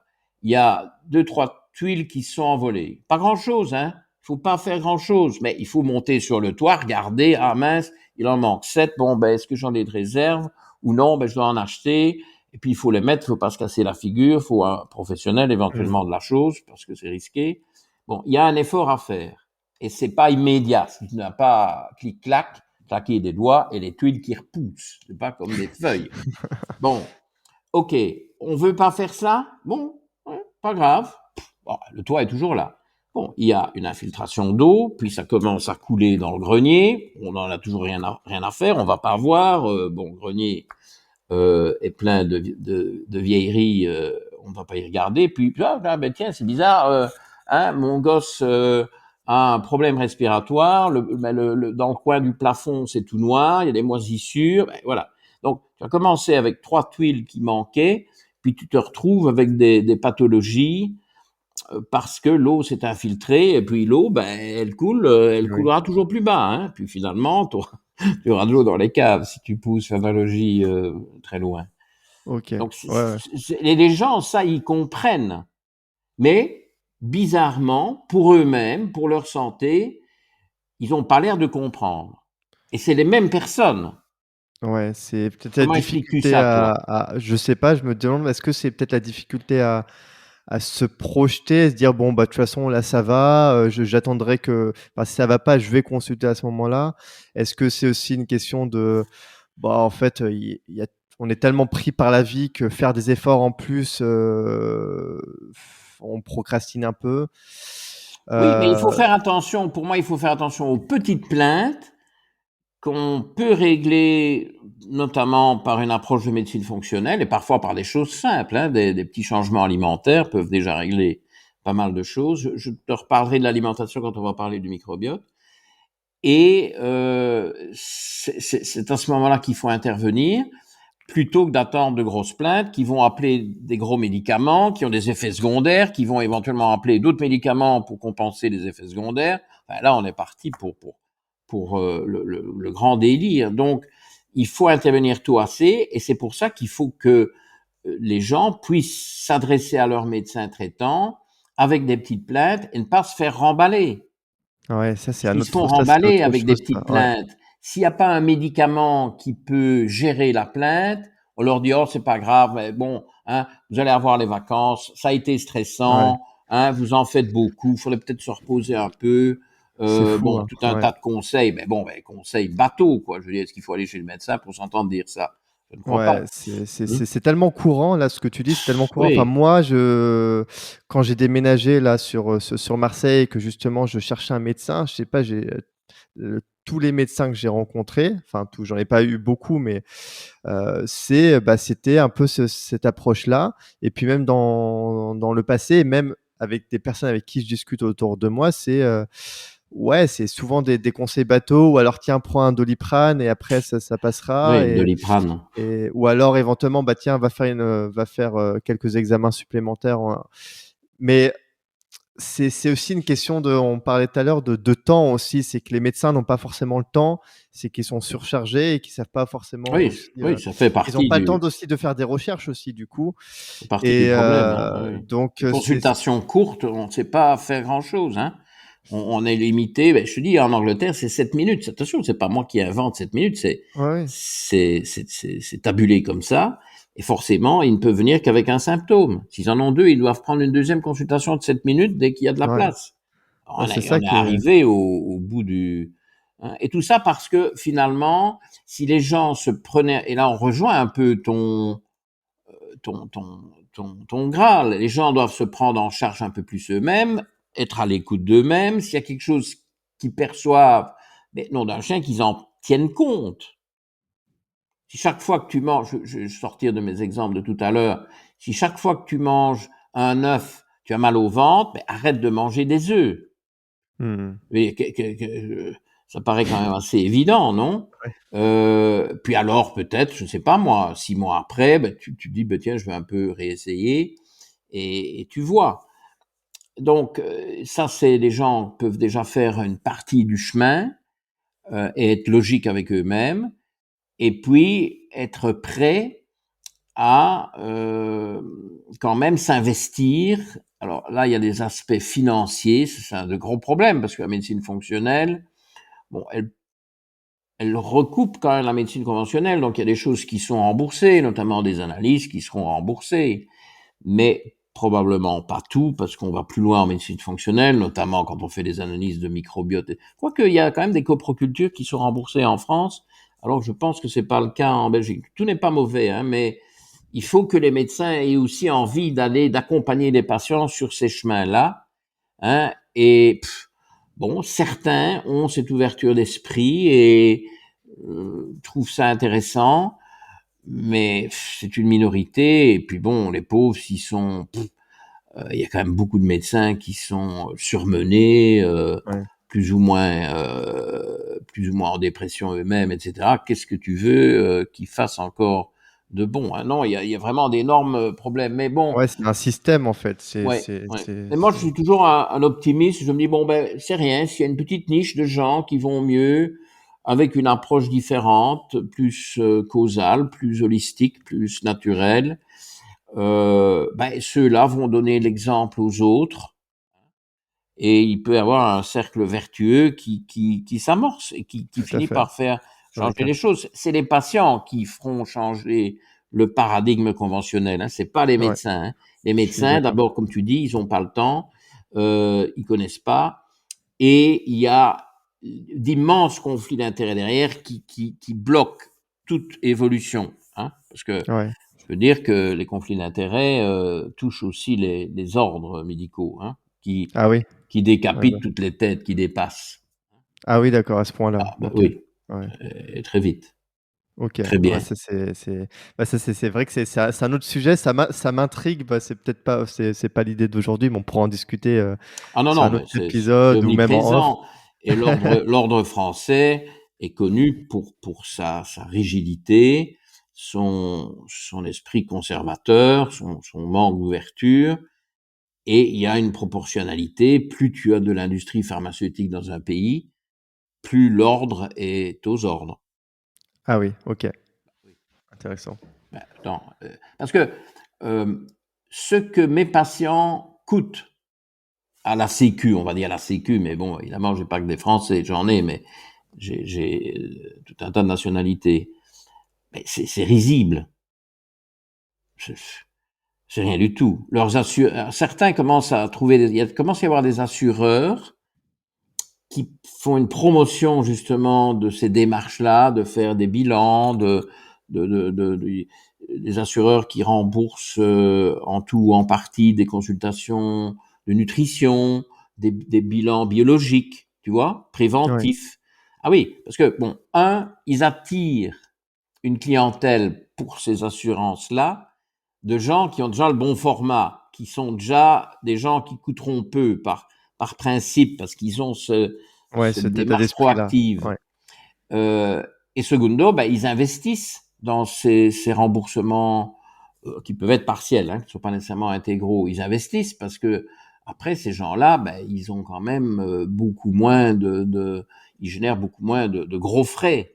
Donc, si tu veux, en médecine, si les masses budgétaires qui sont colossales étaient beaucoup plus orientées vers la prévention, on n'a pas assez utilisé le mot prévention. C'est évident qu'en Ouais. médecine fonctionnelle, on fait beaucoup C'était de ma prévention. c'était ma question, ouais, après c'est est-ce Si, que c'est une médecine prévention à fond. préventive? Mais c'est rare, c'est même très rare d'avoir quelqu'un. Alors, les gens peuvent se présenter et dire, ah, mais docteur, bon, moi, je vais très bien, je viens pour de la prévention. Bon, ok. Je dis, ok, mais j'ai un petit sourire en coin parce que il y a toujours des plaintes derrière, mais Il y a toujours minimes, des choses, ces ouais. plaintes que les autres médecins ne veulent pas entendre. Parce qu'en réalité, s'il n'y en avait pas du tout, eh ben, ils seraient probablement pas attirés par de la prévention. Et donc, il y a toujours quand même déjà des petites plaintes, surtout que le profil type, c'est des gens de 40, 50 ans, quand ça va encore bien, mais que ça ne va pas rester bien indéfiniment, parce que quelque part, la médecine fonctionnelle, on pourrait aussi la définir dans le sens de donner de la qualité aux années. Bon, alors évidemment, là, je suis un peu mal à l'aise parce que tu me parles de 120 ans. Est-ce que la médecine fonctionnelle peut amener à ça? Bon, j'ai quand même des doutes, mais en tout cas, sans se vanter, tu vois, sans aller promettre la lune, c'est de donner de la qualité aux années qui existent. Mmh, Le français a une grande longévité, même vu au niveau mondial. Le français est tout à fait. quelqu'un qui vit longtemps, beaucoup plus Après il y a longtemps. longtemps en bonne santé et Voilà. longtemps, pas en bonne santé aussi. Hein, le français vit beaucoup plus longtemps que l'anglais. Je te parle de pas mal d'années, notamment probablement parce qu'il peut y avoir une meilleure hygiène de vie, une meilleure alimentation, sans qu'elle soit géniale. Et on pourrait penser qu'elle se dégrade. Et il y a plus de fast-food en France que nulle part ailleurs dans l'Union européenne. Mais, enfin, ce que je sais, je crois que c'est exact. Mais c'est bien beau de vivre 85, 90 ans, mais si c'est pour commencer à se traîner à partir de 60 ans, moi, ça ne m'attire pas des masses. Il faut que les gens vivent toutes ces années-là, mais en bon état, pas C'est ça, malades. S'ils sont malades chroniques, est-ce que c'est ouais. vraiment une bonne formule? Je ne trouve pas. Ouais, c'est ça, c'est quoi le enfin, faut après juste pour rejoindre par rapport au fait de jusqu'à 120 ans, on va dire c'est symbolique, mais parce qu'il y a bien sûr qu'il y a des choses qu'on contrôle pas et on a une part de non contrôle dans la vie. Il y a des choses, bon voilà, ça se passe. Mais en tout cas, comment faire au mieux avec ce qu'on a, pour aller mieux et essayer d'avoir de la qualité dans sa vie justement pour pouvoir profiter soi, mais aussi pour pouvoir donner aux autres et pour pouvoir être en pleine santé parce que mine de rien, si on n'est pas en pleine santé, on va avoir un impact direct et indirect autour de Oui, soi. négatif, On oui. va devoir être supporté aussi quelque Ben oui, part, par les autres. Donc c'est aussi penser à soi, mais également aux autres. Et c'est se dire, OK, qu'est-ce que je peux faire aujourd'hui pour aller mieux? De quoi je dispose? Est-ce que j'ai exploré suffisamment par rapport à à mes problèmes? Qu'est-ce que je peux faire? Donc c'est une responsabilité finalement, c'est me rendre responsable de ma vie, tout comme Oui. je suis responsable. J'adore les analogies, donc ça me parle beaucoup de être responsable de sa bagnole et être aux petits oignons avec. C'est être aux petits oignons avec Et le soi-même. résultat est que la bagnole va durer beaucoup plus longtemps. Bon, alors C'est maintenant, si ça. on veut toujours le nouveau modèle, bon, ça c'est une autre façon de voir les choses. Mais c'est parfois ceux qui veulent les nouveaux modèles, qui veulent absolument que tous leurs frais médicaux soient remboursés Sécu. Ouais. Parce Et après, il y ils veulent a. bien investir. Alors, la logique la plus classique chez moi, c'est sur les jantes. Hein. Quand un patient m'énerve, je dis que, parce que je vois bien que le patient a quand même des moyens financiers, mais il est là, tout ce qui est médical doit être gratuit. Et alors, j'ajoute 3 petits points pour pouvoir s'acheter des plus grandes jantes de pneus, tu vois, les jantes Ouais, de ouais, ouais, pneus, là. bien sûr, tout à fait. Bon, Ouais. alors, il faut savoir ce qu'on veut aussi, quoi. Ça me paraît pas raisonnable. Je dis souvent aux indépendants qui sont là avec des sociétés à gérer, il y a plein de problèmes, il y en a eu encore plus récemment, donc ils sont méga stressés et tout ça, et qui parfois rechignent à faire des efforts pour leur propre santé. Je dis, mais minute, votre, alors c'est le terme anglais que je me souviens, asset en anglais, A2SET, Ah oui. votre bien le plus précieux dans votre société, on parle de la société, on n'est pas dans la vie privée, vous savez quoi? C'est vous.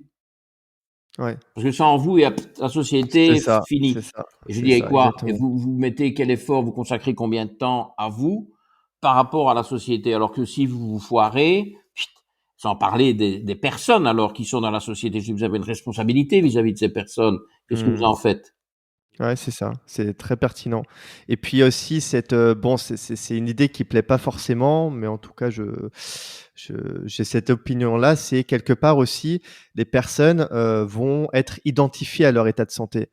C'est-à-dire que, bah, elles sont tellement dans cet état depuis longtemps que finalement, bah, inconsciemment peut-être, c'est: «Qu'est-ce qui va se passer si je suis à nouveau en pleine santé? Est-ce qu'on va s'occuper autant de moi? Est-ce que, Oui, ç les ça bénéfices va». secondaires, ça s'appelle Voilà, des bénéfices c'est ça. Il y a aussi secondaires. peut-être une identification inconsciente et bah, oui, bah, en vrai, on a envie d'aller mieux, mais est-ce qu'au fond, aller mieux, c'est quelque chose Qui est qui est intéressant à important tout pour point nous? de vue. Donc Oui, ça mais aussi, ça, tu dois pas laisser les choses aller jusque-là. Donc, c'est là que non, c'est ça. la prévention est un maître mot. Mais moi, j'ai beaucoup de patients qui viennent, comme je le disais, soit pour la prévention bidon, mais parce qu'ils ont des plaintes. Et puis alors, il y a tous ceux qui viennent pour des plaintes. Et imaginons quelqu'un qui vient pour des plaintes. Le mot prévention n'est pas mentionné. Eh bien, ils ne le savent pas. Parfois, je trouve même pas utile de trop leur dire, sauf s'ils se plaignent que je suis trop exigeant. Et alors, je dis, oui, mais minute, je fais aussi de la prévention. Et vous ne le savez pas. C'est comme celui qui faisait de la prose sans le savoir. Mais c'est qui encore qui faisait de la prose sans le savoir, toi qui es Heu, plus cultivé que moi, j'ai oublié maintenant. Bref, oui, moi aussi. je mélange un Je peu. vais C'est des auteurs français, hein, bon, oublions. Euh, je suis belge, alors bon, il faut me pardonner. Mais ça m'énerve maintenant que j'ai évoqué ça. Bon, il va falloir que je vérifie ça et que je me ouais, remémore. moi aussi, je vais, Mais ah, c'est, Molière, oui, ben oui, dans Le Bourgeois Gentilhomme, j'ai hésité, mais je me suis dit bon, est-ce bien lui? avec Ah Monsieur bon, Jourdain. Je me souviens, ça m'a voilà, beaucoup, Monsieur ouais. Jourdain. Oui, ça, alors là, ça, je me souviens maintenant. Donc, exact. Donc, en fait, ils sont deux, quoi. Il y a Molière et il y a Jourdain, tu vois, c'est ça qui m'a Ouais, un peu ouais. perdu. Donc, je dis non, non, non, il y a de la prévention. Alors, je peux expliquer, hein. Mais de toute façon, toute action de médecine fonctionnelle va avoir un effet préventif parce que si tu règles les causes, tu crées un fonctionnement de l'organisme qui est plus sain et qui va diminuer les risques de maladies dégénératives, hein. Bon, Mmh. et les maladies dégénératives chroniques ont 3 piliers. Ça, c'est fondamental dans la médecine fonctionnelle. C'est toujours les 3 mêmes. C'est l'inflammation, Ouais, énorme problème, et qui ne se résout absolument pas en prenant des anti-inflammatoires qui l'aggravent parce qu'ils ont un effet néfaste sur le tube digestif. Et donc, les anti-inflammatoires augmentent l'inflammation. Et les gens doivent se rendre compte de ça. Alors, il y a un soulagement d'une douleur inflammatoire, mais en réalité, le phénomène qui conduit à l'inflammation est exacerbé par ces trucs-là. Donc, oui, traitement aigu, surtout pas traitement chronique. Allez chercher la cause. Donc, inflammation, oxydation. Et là, il y a tout un tas d'agressions. Enfin, on va pas s'étendre, hein, sinon ça va bouffer le podcast sur des thèmes annexes. Et glycation. Alors, glycation, c'est la stabilisation de la glycémie, où il y a d'énormes fautes et toute cette invasion de sucre, hein, qui nous est imposée par les temps modernes et la pub, hein, et les organismes gouvernementaux de nouveau aux ordres, corrompus jusque la moelle, la semaine du goût. Ouais. Je peux pas parler de sucre, moi, ou de glycation, hein. Glycation, c'est tout qui est caramélisé, si tu veux. La semaine du goût, bah, t'es trop jeune, t'as pas connu ça, mais Si, bien sûr, la semaine du ça te goût, ça me parle. rappelle quand j'étais au La semaine collège du ou goût. en école maternelle, tu Allez, vois. ben c'est une farce. C'est une publicité massive pour le sucre. Avec tous ces dogmes, la plupart des dogmes inculqués par tous ces grands mouvements de mass média, grand public, tous ces dogmes qui ont été inculqués à coups de marteau et de répétition et de budget énorme publicitaire sont faux. Tous. Il n'y en a pas un qui tient la route. Bon, à mon avis, pour devoir mettre des millions, des fortunes, pour répéter quelque chose aux gens, pour qu'ils finissent par l'accepter, ben, c'est qu'au départ, c'était pas intuitif, c'était faux, et donc il faut faire du bourrage de crâne. Et donc, ce qu'il y a derrière la semaine du goût, si tu regardes bien la chose, c'est évidemment ce principe totalement ridicule que pour que ça ait du goût, il faut que ce soit sucré. Bon, ben, heureusement qu'il n'y a pas que ce goût-là dans la nature, parce que ce serait quand même un peu barbant. Mais surtout, insidieusement, ça te dit aussi, et d'ailleurs je pense que c'est plus l'algorithme récemment, ça a plus bougé vers ça, parce que la semaine du goût, ça a été à mon avis tellement outrecuidant que ça n'a pas pu être prolongé indéfiniment. Mais maintenant, c'est pour l'énergie. L'énergie, c'est le sucre. Alors qu'un gramme de sucre apporte 4 calories, un gramme de graisse en apporte 9. Donc en réalité, si tu veux vraiment faire un, Avoir de l'énergie, une comparative. comment dire, un slogan, oui, c'est le mot que je cherchais en anglais, motto, un slogan simple. L'énergie, c'est le gras, parce qu'il y en a 2 fois plus que 2 fois plus que dans le sucre. Donc, ça, c'est encore une vaste blague. Maintenant, évidemment, il y a les deux, hein, les deux jouent, mais cette histoire et moi, j'ai beaucoup de gens, ils se sentent obligés, s'ils vont aller promener leur chien, de manger une pomme avant d'aller promener leur chien, pour avoir l'énergie pour aller promener leur chien. Bon, attends, excuse-moi, mais la pomme apporte 13 grammes et demi de fructose, qui est une monstruosité biochimique, hein. Et puis, d'abord, quand ils mangent une pomme avant d'aller promener leur chien, comment est-ce que leur organisme sait qu'ils vont aller promener leur chien? Qu'est-ce qu'ils font du sucre avant? Oui. Mais non, alors maintenant, Oui.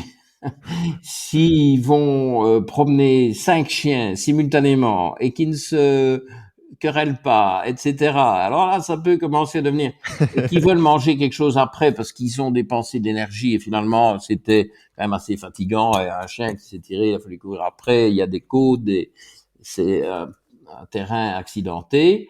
Ok, ben, ils mangent quelque chose après, ils ont faim, ils mangent quelque chose après, mais avant, c'est Ça déjà sert une à rien. aberration, tu vois. Donc, et alors les gens sont tout fiers de dire, ah ben écoutez, bon, j'ai pas été manger un pain au chocolat, j'ai mangé une pomme, docteur. Vous savez que la pomme éloigne, hein, le médecin, comme le proverbe anglais le dit très mal.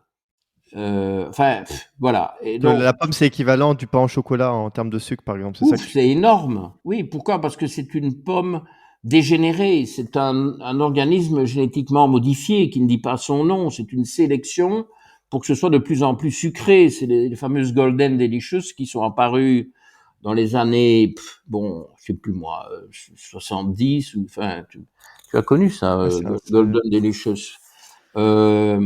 c'est intéressant ça. Ah ben oui, C'est alors vrai que c'est la pomme contre-intuitif parce qu'on se dit sauvage. qu'on va manger une pomme, c'est Oh un là là, fruit, ouf, c'est peut-être ça va nous ah garder non. ouais, c'est vrai que c'est Tu la remplaces par 27 fruits de la passion pour avoir la même quantité de fructose. ah oui. Alors, est-ce que tu vas arriver à bouffer 27 fruits de la passion? 14 abricots, est-ce que tu vas t'enfiler 14 abricots? Ben non, la Ah oui, pomme, ah oui, mais ça, en plus, la pomme, c'est bien. Alors, il y a c'est des choses intéressant. intéressantes, il y a la pectine dans la peau de la pomme, si elle est bio, parce que sinon, la peau de la pomme, c'est plus de pesticides que de pectine. Mais bon, il y a des choses intéressantes, mais je veux dire, s'il faut se farcir, allez manger des pommes sauvages. C'est 1 gramme de fructose, la pomme sauvage. Et la pomme moderne, c'est 13,5. Alors comment on la trouve la pomme sauvage? Il y en a? On peut en Oui, acheter? il y en a, Ouais, oui, il y en a. OK, Mais je c'est savais pas. aigre, hein. Les gens ne veulent Ouais, pas ça, hein. Les gens ouais. veulent des trucs sympas. Alors, il y a toute une approche de médecine, soi-disant nutritionnelle, fonctionnelle, sympa, une approche diététique là ou naturopathique. Bon, un truc qui paraît bien, médical ou paramédical, et où un des principes de base, et là on retombe dans la cistana dont on parlait tout à l'heure, où un des principes de base, c'est précisément de ne pas brusquer le patient. Tu vois, Mmh. il faut pas être trop exigeant, le patient ne doit pas être frustré. Ah Ah non, oui, il faut surtout pas, ouh là là, non, non, surtout pas frustrer le patient. Tu vois? ouais. Bon, ouais, mais, minute, si le patient ne fait que des conneries, ben, tu vas pas quand même lui dire, tu vas pas il faut quand même à un moment donné lui dire, écoutez, non, c'est pas comme ça. Vous venez, vous payez mes honoraires, c'est pour écouter un avis d'expert. Il faut être prêt à changer des choses. Mmh. Ouais, ouais, Euh, et là, tu es proche de l'histoire de la cistana. Hein. Ah, il faut surtout pas. Alors bon, en période de crise ou quelqu'un qui est vraiment dans un mal-être profond, etc., tu dois être prudent, tu dois pas les prendre de front. Bon, mais ça, ce sont des cas quand même, c'est pas c'est plus l'exception que la règle.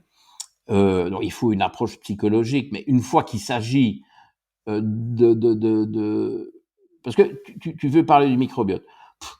J'ai beaucoup travaillé ce thème de l'écosystème intestinal, du microbiote. Tu connais mon livre, Écosystème intestinal et santé optimale, qui se vend toujours très très bien. Et je pense que la plupart des naturopathes français l'ont. En tout cas, c'est ce qu'on me dit. Apparemment, visiblement, ils l'achètent parce que ça se vend toujours 20 ans après, ce qui me paraît invraisemblable, parce que j'ai jamais fait une mise à jour. La raison pour laquelle je ne fais pas de mise à jour, c'est qu'à l'époque, je pense que j'avais collationné énormément de publications existantes, donc au tout début du siècle. Il y a presque 1400 références dans ce livre. À ah oui. l'époque, j'avais ratissé large. Mais maintenant, si je veux faire une mise à jour, il faut 27 tomes. On ne faut pas 1400 publications, il en faut 140 000. Le Ah oui. sujet a explosé. Donc, à un moment donné, je dis, c'est plus à moi. Hein, bon. Donc, c'est devenu évidemment un très très gros sujet de recherche à tous les niveaux. Mais ce qui me perturbe un peu, si on veut, c'est que je me rends compte, c'est une évolution relativement récente dans ma carrière, dans mon travail professionnel que je fais parce que je me remets toujours en question. Enfin, j'espère, je pense pouvoir le dire. C'est que je me rends compte que le microbiote dépend en réalité de l'alimentation. Bonne Mmh. alimentation, bon microbiote. Et vouloir créer un bon microbiote sans une bonne alimentation, ben, c'est mission impossible. Ouais. Tu vois, donc, in fine, on va retomber sur l'alimentation Ouais. en se rappelant que le besoin de personnalisation est extrême. Hein, et ça, bon, ça, c'est toujours maintes fois cité en médecine fonctionnelle, évidemment, c'est logique. C'est Hippocrate qui dit que l'aliment d'une personne devient un poison pour une autre, ce qui reflète bien ce que je suis en train de dire. Donc Hippocrate est un médecin fonctionnel de base? Enfin, c'est Ben, Hippocrate, c'est un philosophe grec, mais philosophe, enfin oui. grec, hein, ça date, tu n'étais pas né non plus. Ouais. Enfin, moi non plus, heureusement, mais tout juste moi. Hein. Euh, qui ben, il y a le fameux serment d'Hippocrate, Oui, c'est ça. oui. Ou d'ailleurs, bon, quand j'ai quelqu'un qui me cherche génoise, il me parle de serment d'Hippocrate. Ben, il ferait c'est peut-être bien d'aller chercher les conflits d'intérêts qui sont plus graves chez d'autres que chez moi. Et donc, serment d'Hippocrate. Donc, Hippocrate disait ça. Ben, si tu veux, c'est un philosophe grec mais qui avait quand même déjà compris des choses. C'est assez impressionnant parce qu'on parle de 2500 ans ou plus ou moins. Donc, ça doit être personnalisé, mais c'est l'alimentation qui définit le microbiote. Donc, si tu veux, mon évolution ici sur les, la décennie la plus récente, bon, on va dire la première décennie du siècle, j'étais vraiment à fond sur l'écosystème intestinal. Il n'y a pas que le microbiote, il y a la muqueuse. L'écosystème intestinal, il y a 3 grands composants, je pense qu'on pourrait dire. Il y a le microbiote, c'est-à-dire toutes les petites bestioles qui vivent là-dedans, ça fait quand même 2 kilos, hein, mine de rien, c'est pas Ok. négligeable. En nombre de cellules, on est complètement écrasé. Hein, il y a 10 fois plus de cellules vivantes dans nos intestins que dans notre corps. Elles sont beaucoup plus petites, c'est pour ça que tu n'as pas cette impression, je dirais, visuelle, hein, mais le fait est là, au niveau de cellules vivantes. On doit rester modeste. Et alors, étant donné qu'il y a une très grande variabilité dans toutes ces petites bestioles, surtout les bactéries, mais pas que, il y a des protozoaires, il y a des levures, puis alors il y a des virus, bon, on va pas aller jusque-là. La variabilité, il y a des centaines d'espèces bactériennes, peut-être chez un même individu, il y en a en tout cas des dizaines. Bon, donc il y a beaucoup de matériel génétique là-dedans, beaucoup d'ADN, Ok. et notre ADN est 1000 fois plus réduit. Ouais, c'est pire que ça. Il y a une bonne vingtaine de milliers de gènes chez l'humain, 20 000 gènes. Et donc, on va parler de gènes, hein, puisque c'est quand même une bonne manière de comparer. Et il y a 4 millions de gènes dans le microbiote. Donc, même Ah oui, l'information génétique, on n'a incroyable. pas trop à se vanter. Hein. Donc, tout ça m'a fasciné. Et ça te donne l'impression qu'effectivement, tu as mis le doigt sur la vérité avec un V majuscule. Oui, mais le problème, c'est que le microbiote n'est en bon état, et c'est des questions que tu as évoquées tout à l'heure, donc je commence déjà un peu à répondre, n'est en bon état que si tu le nourris bien. J'ai pas fini ce thème-là. Je vais commencer à dire que ça coûtait beaucoup moins cher une fois qu'on a installé une bonne stratégie de médecine fonctionnelle ou une bonne alimentation. Mais une bonne alimentation, les gens disent quels sont les bons aliments que je peux manger. J'en sais rien. Hein, il faut personnaliser ça. Il me faut certains tests. Il faut que j'y vois plus clair. Je n'ai pas de réponse générale à ça, jamais. Et notamment aussi des génotypes. Il y a un génotype que je trouve important pour l'alimentation, dont on pourrait parler quand on abordera le microbiote. Il y a des analyses génomiques, ce ne sont pas des Ah maladies oui. génétiques, hein, ce sont des analyses Hmm. génomiques, ce sont des réglages. Ok. Mais si on est réglé d'une manière ou de la manière opposée ou entre les deux, moi j'ai besoin de savoir ça parce que ça va avoir une influence sur cette personnalisation. C'est intéressant. Donc tout ça va permettre de donner une gestion à long terme avec des gens qu'on n'est pas obligé de voir souvent. Hein. Moi j'ai beaucoup de patients que je vois une fois par an.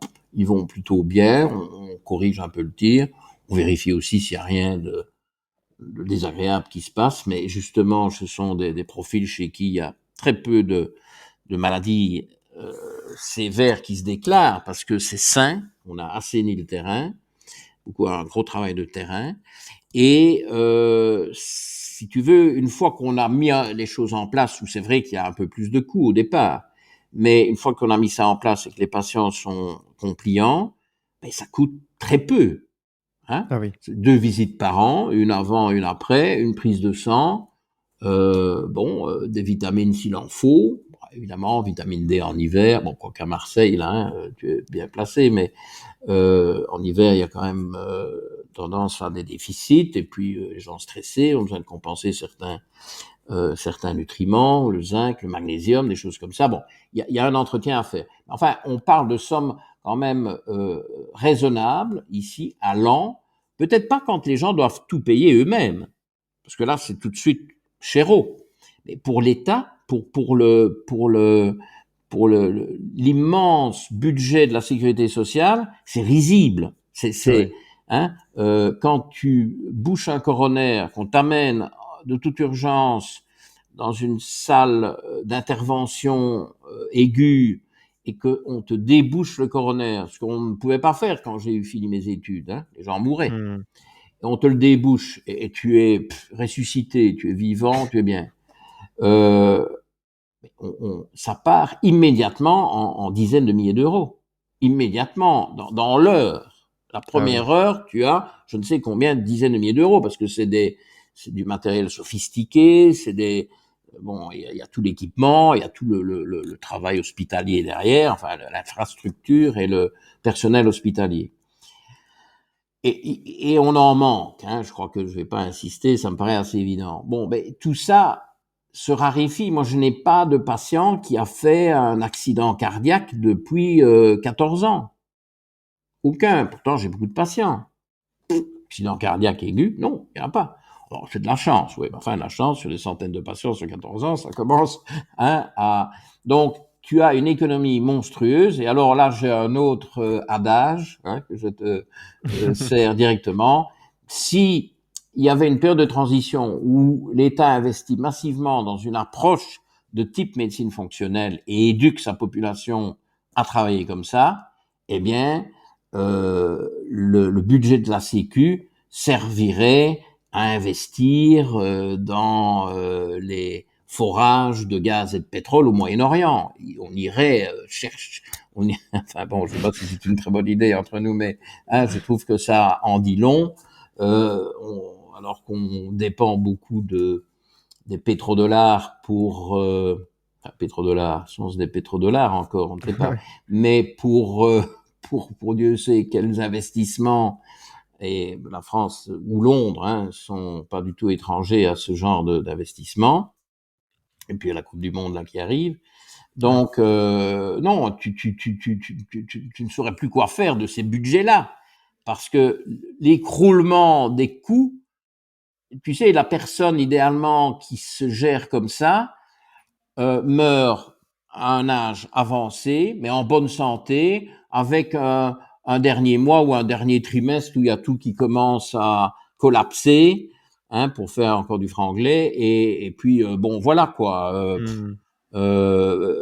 Là, il y aura peut-être un peu de soin d'une forme ou d'une autre, et c'est fini. C'est d'ailleurs ce que tu vois quand même chez beaucoup d'animaux qui, voilà, la vie est finie, ça se termine, il faut pas se traîner malade pendant 25 ans pour en finir comme ça non plus, tu vois. Et c'est là le gros avantage. On revient sur ce qu'on disait tout à l'heure, qui est très important, c'est de donner de la santé à cet allongement de la vie que nous connaissons maintenant par rapport à d'autres générations. Moi, j'ai perdu mon père à 61 ans.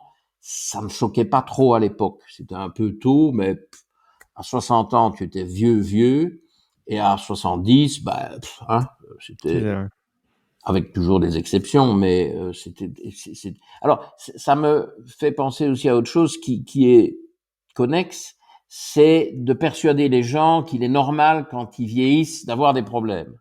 Mais non, Ouais, ça, je suis totalement non, d'accord avec ça. Oui, c'est ah une non, croyance parce qu'on voit autour de soi, c'est dans l'inconscient limite, c'est ça doit être normal. Mais en fait, non. ça n'a absolument rien de normal. Absolument rien de normal. Moi, je maîtrise mieux les langues à 66 ans qu'à 56 ou à 46. Une comment dire une cognition qui se maintient, qui je pense est plus efficace euh, parce que ben, j'essaye de faire attention à ce que je mange, à ce que je fais, à bien dormir, enfin tous les grands principes.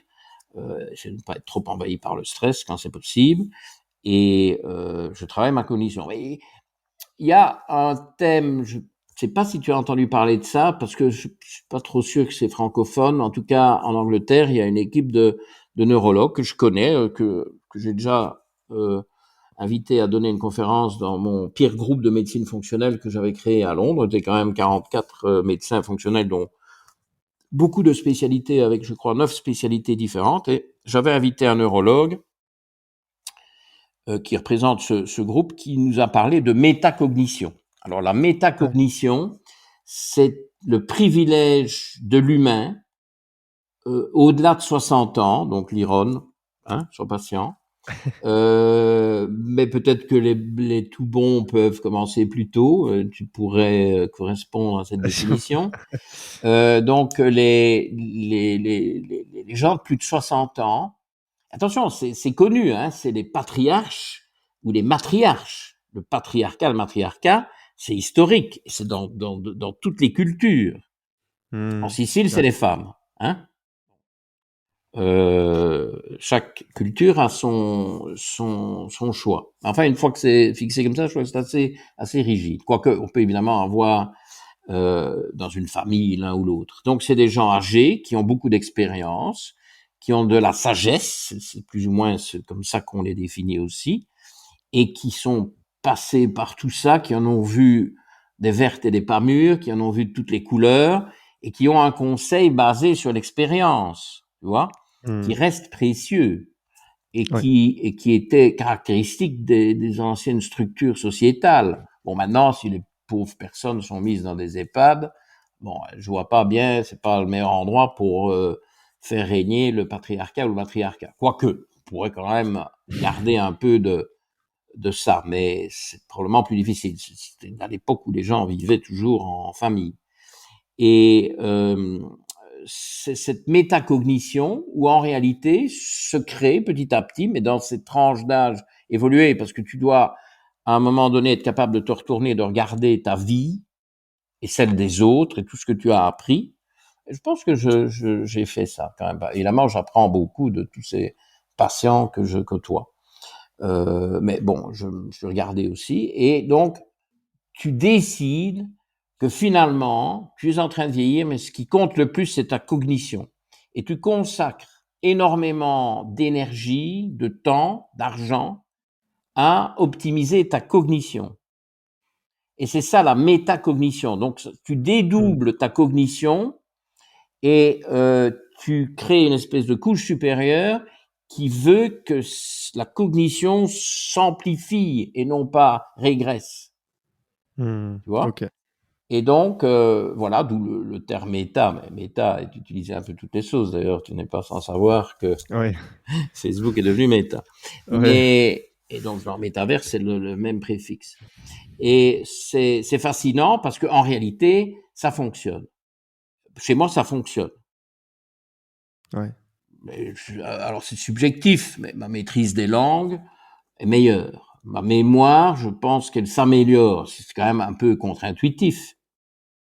Ma vue s'améliore. J'ai mis des lunettes pendant, je sais pas, 45, 50 ans. Maintenant, j'en mets plus. Et je n'ai aucune intervention chirurgicale. Je vois très bien de près. Voilà, j'ai un document là. Ton livre, c'est là que j'ai vu le 4e de couverture. Voilà, je ne suis pas là avec le bras à rallonge. Je regarde, je vois parfaitement bien. Et là, je vois mon paysage. Parfaitement bien. Et bon, ben, j'ai un œil qui fait l'un, l'autre œil qui fait l'autre, le cerveau garde l'image nette, il y a une image floue qui l'élimine. Voilà, alors c'est des choses sur lesquelles tu travailles, y compris en ayant un bon microbiote et des bons profils d'acides gras, pas d'inflammation. Moi, j'ai pas d'inflammation, moi, dans mon sang. Rien, que dalle, zéro. Alors que tu trouves des gens beaucoup plus jeunes qui sont inflammés, mais ça demande des efforts. Si je vais continuer à manger comme je mangeais il y a 20 ans, on n'en serait pas là. Voilà, ça c'est la métacognition. Et donc, au lieu de se dire, ouf, c'est la fin, bon, on va essayer de perdre moins vite et tout ça. Non, moi je veux un truc optimiste, ce qui, je pense, te rejoint, et je veux non, alors bon, il y a des choses qui baissent. C'est clair que physiquement, il y a quand même, je sens quand même qu'il y a des choses qui baissent. Mais si je me consacrais beaucoup à ça que je ferais du méta physique. Bon, et tu as des gens super fit à mon âge, ils consacrent plus de temps à ça. Bon, moi, je suis plus à mon bureau, sur un ordinateur, et puis je vais dans la nature, mais pas jour et nuit. Et donc, toutes ces capacités-là peuvent être maintenues, voire amplifiées, et je pense qu'au niveau de la cognition, ça s'amplifie. Et on a des explications neurophysiologiques à ça, parce que si tu veux, c'est pas tellement la quantité de neurones qui compte, puisqu'on pensait dans le temps qu'on en perdait, mais en réalité, il y en a des nouveaux qui se forment, donc c'est une vue très, très dépassée du système neurologique, de dire, ah, ça ne fait que diminuer. Non, c'est faux, parce qu'on fait de nouveaux neurones aussi, donc il n'y a pas de raison que ça diminue. Et la C'est surtout qualité. que la qualité, donc, c'est les connexions entre les neurones qui deviennent plus rationnelles, plus logiques, plus efficaces. Toute cette arborescence, tu l'entraînes et elle fait de mieux en mieux ce vers quoi tu l'entraînes. Mais bon, pour ça, il faut évidemment l'exercer. Donc, c'est pas forcément. Donc, d'après ce que je comprends, et après, voilà, on conclura tranquillement l'épisode. C'est pas forcément, du coup, c'est une fausse croyance de se dire qu'à partir d'un certain âge, on commence à se dégrader. Alors, oui, on peut se dégrader à juste mesure, d'un point de vue peut-être physique, mais sinon, on être parfaitement en bonne On santé. peut se Et rider, on peut développer des rides. Tout le monde va développer des rides. Et bon, on peut éventuellement corriger, mais bon, moi, je ne tu es suis. très jeune, Georges. Ben, écoute, bon, je sais pas, c'est subjectif, mais euh, peut-être un peu trop lourd aussi, alors ça donne un peu. Bon, je pourrais peut-être quand même perdre quelques kilos, mais si tu veux, je crois que ce qu'il faut absolument que les gens refusent, mais alors de toute leur force, c'est d'accepter une diminution de leur autonomie, de leur capacité. Tu vois, quelqu'un commence à avoir un peu mal aux genoux, bon, et alors on les embarque, ou alors des petits accidents, puis on met des plâtres. Dans le temps, on mettait des plâtres, on immobilisait, ce qui était une catastrophe, une articulation immobilisée. Je suis d'accord. Tu l'as pourri. Tu sais que tu l'as pourri. Je suis Bon, d'accord. alors Ouais. évidemment, s'il y a une fracture, c'est clair qu'il faut d'abord que ça se ressoude, mais je veux dire, tu as des entorses. Hein. Et sur Ça, je les ouais, ouais. lombalgies, moi, quand j'étais jeune médecin, on disait qu'il fallait rester au lit une semaine. Maintenant, bon, là, on a bien progressé. On dit aux gens, il faut bouger. Il y a des publicités sur les TV françaises. Alors là, c'est de l'argent bien investi par je sais pas, le budget de la santé, ministère de la santé. Il y a, non, non, vous avez une lombalgie, il faut bouger. Mais encore bien, parce que sinon, il y a déjà un absentéisme forcené, tu finirais par avoir 30% des gens qui sont chez eux parce qu'ils ont mal au dos. Bon, t'as mal au dos, ben, si tu bouges, tu auras même moins mal au dos. Si tu ne bouges plus, tu auras plus mal au dos. Enfin, c'est une caricature, mais ça dépend aussi évidemment de ce qu'il y a. Hein. Il faut s'assurer aussi qu'il n'y a rien de sévère, auquel cas il y a des cas où il faut immobiliser, peut-être Ouais. intervenir, Mais etc. en tout Mais cas, d'être dans l'immense une majorité qu'on immobilise, c'est mauvais. Ou alors tu vas voir un chirurgien, tu as mal au genou, off, hein, ça ne passe pas, tu vas voir un chirurgien. Il te propose de tripatouiller mécaniquement, etc. Bon, ben je connais la chanson, tu vas une fois, deux fois, trois fois, à la septième opération, tu es pire qu'avant la première. Il faut pas privilégier ces pistes-là. Ceci dit, il y a évidemment des genoux qui ont besoin de chirurgie, mais si tu vas voir le chirurgien, qu'est-ce qu'il va te proposer le chirurgien? Manger une pomme? Non, il va une te pomme, je proposer de la pensais à ça. chirurgie. Donc tu vois, le patient, dans sa démarche de solution miracle, tu vois, pour que son problème soit réglé, clac, une opération. Hop, c'est réglé. Il n'y a rien de réglé, dans la plupart des cas. Donc, si tu veux, Ouais. le patient, il faut aussi qu'il se rende compte que si il prend s'il n'a pas le bon paradigme en tête, c'est-à-dire de garder son autonomie. Alors bon, il y a aussi des manques, des pertes d'autonomie parce que les gens sont trop lourds. Si tu veux que tes genoux tiennent, si tu pèses 20 kilos de plus que ce que tu devrais peser, donc là on repart sur l'alimentation, sur le microbiote, sur l'activité physique et des trucs comme ça. Partout, les règles que toi tu avances dans ton travail, dans ton livre, dans ta mission à toi, parce que bon, apparemment on se retrouve chacun avec une mission ici dans cette histoire, c'est ce qui permet d'augmenter tes chances de rester en bonne santé. Puis alors, il y a des accidents, il y a des malchances, tout ça existe. Mais la majorité se mettent dans les problèmes eux-mêmes, parce qu'ils n'ont Ok. pas une attitude positive et constructive, et ils croient toutes les fadaises qu'on leur raconte, comme le sucre pour l'énergie ou les graisses c'est mauvais, bon, le sel est Ouais. mauvais, ce qui est encore une autre connerie d'ampleur. Le sel est Ah, mauvais en excès, le sel est peut-être à réfléchir si tu es hypertendu, mais il y a des tas de gens qui manquent de sel parce qu'on leur a dit que le sel était mauvais. Il n'y a rien de bon ou de mauvais. Hein. Si tu veux te mettre très mal et probablement ne pas te réveiller demain matin, ben, je te propose de boire 12 litres d'eau avant d'aller dormir. D'ici au hmm, coucher, tu bois 12 litres d'eau. Ah ben, tu ouais. vas avoir un gonflement du cerveau qui va engager l'amygdale et tu ne te réveilleras pas. Bon, ben, voilà, l'eau est mauvaise. Ben, non, mais 12 litres en 4 heures, oui, ça c'est de la folie. Hmm. Tu vois? C'est super intéressant. Donc, garder un esprit critique, être dans une attitude, on va dire, positive, constructive, et changer son paradigme pour peut-être remettre les choses en question et se dire aussi qu'est-ce que je peux faire moi avec ce que je dispose et est-ce que je peux faire des choses enfin se dire en tout cas qu'on peut toujours potentiellement faire des choses Mais oui, et pas se cantonner à se dire parce qu'on m'a dit ça donc c'est la vérité absolue. mais oui, C'est être curieux finalement. accepter le fait qu'avec le temps, il est normal qu'on dysfonctionne. Mais moi, j'accepte pas ça du tout, et ça m'a beaucoup aidé. Ok. Super, super Georges. Pour terminer avec une dernière question, du coup, est-ce que, parce que franchement, enfin, j'ai envie de poser d'autres questions et c'est passionnant, etc.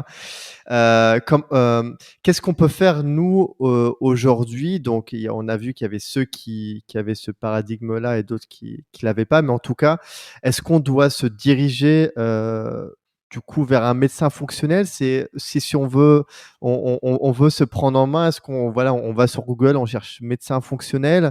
Mais Est-ce écoute, qu'on peut ça faire c'est autrement? question intéressante, mais contrairement à ce que tu pourrais peut-être t'attendre à m'entendre dire, je dirais pas ça, moi. Je dirais que justement, il faut commencer à conditionner le patient ou éventuellement le futur patient si il y a lieu d'être à se prendre en charge et la première chose à faire, c'est de s'écouter. C'est de bon, les Anglo-Saxons font beaucoup ça. C'est beau, c'est moins notre style, mais eux ils font un diary. Donc ils notent dans un petit carnet ou des moyens électroniques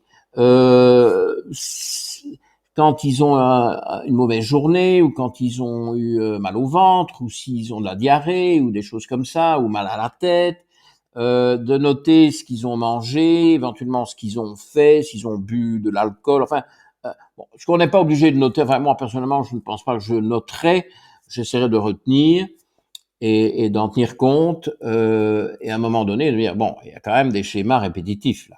Donc, moi, je vais commencer à me soigner moi-même. Les gens devraient se soigner eux-mêmes, plutôt que d'être là à se présenter avec des listes de plaintes interminables où ils n'ont rien essayé, ils sont là. C'est déjà trop de l'assistanat, tu vois. Il faut déjà idéalement les mettre sur des pistes où ils sont prêts à se prendre en charge et à collaborer avec le médecin fonctionnel, parce que le médecin fonctionnel va leur demander de collaborer.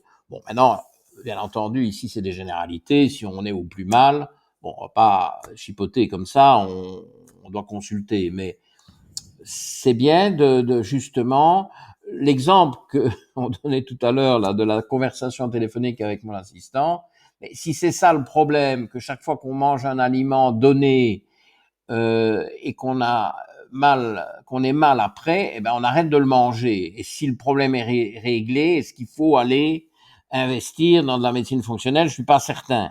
Mmh. Tu vois, c'est ça qu'il faut C'est du commencer bon à, sens aussi. oui, commencer à remettre les gens dans du bon sens. Et là, peut-être faire appel au patriarche ou à la matriarche qui va leur dire la même chose que ce que je suis en train de te dire. Et puis effectivement, peut-être après, il y a aussi une possibilité, parce qu'il n'y a pas beaucoup de médecins fonctionnels en France, et ils sont saturés. Alors que, hein, bon, évidemment, il y en a toujours des nouveaux. Moi, j'en forme, donc effectivement, on augmente l'offre, mais la demande potentiellement est monstrueuse. Voir ce qu'on peut faire avec son médecin traitant.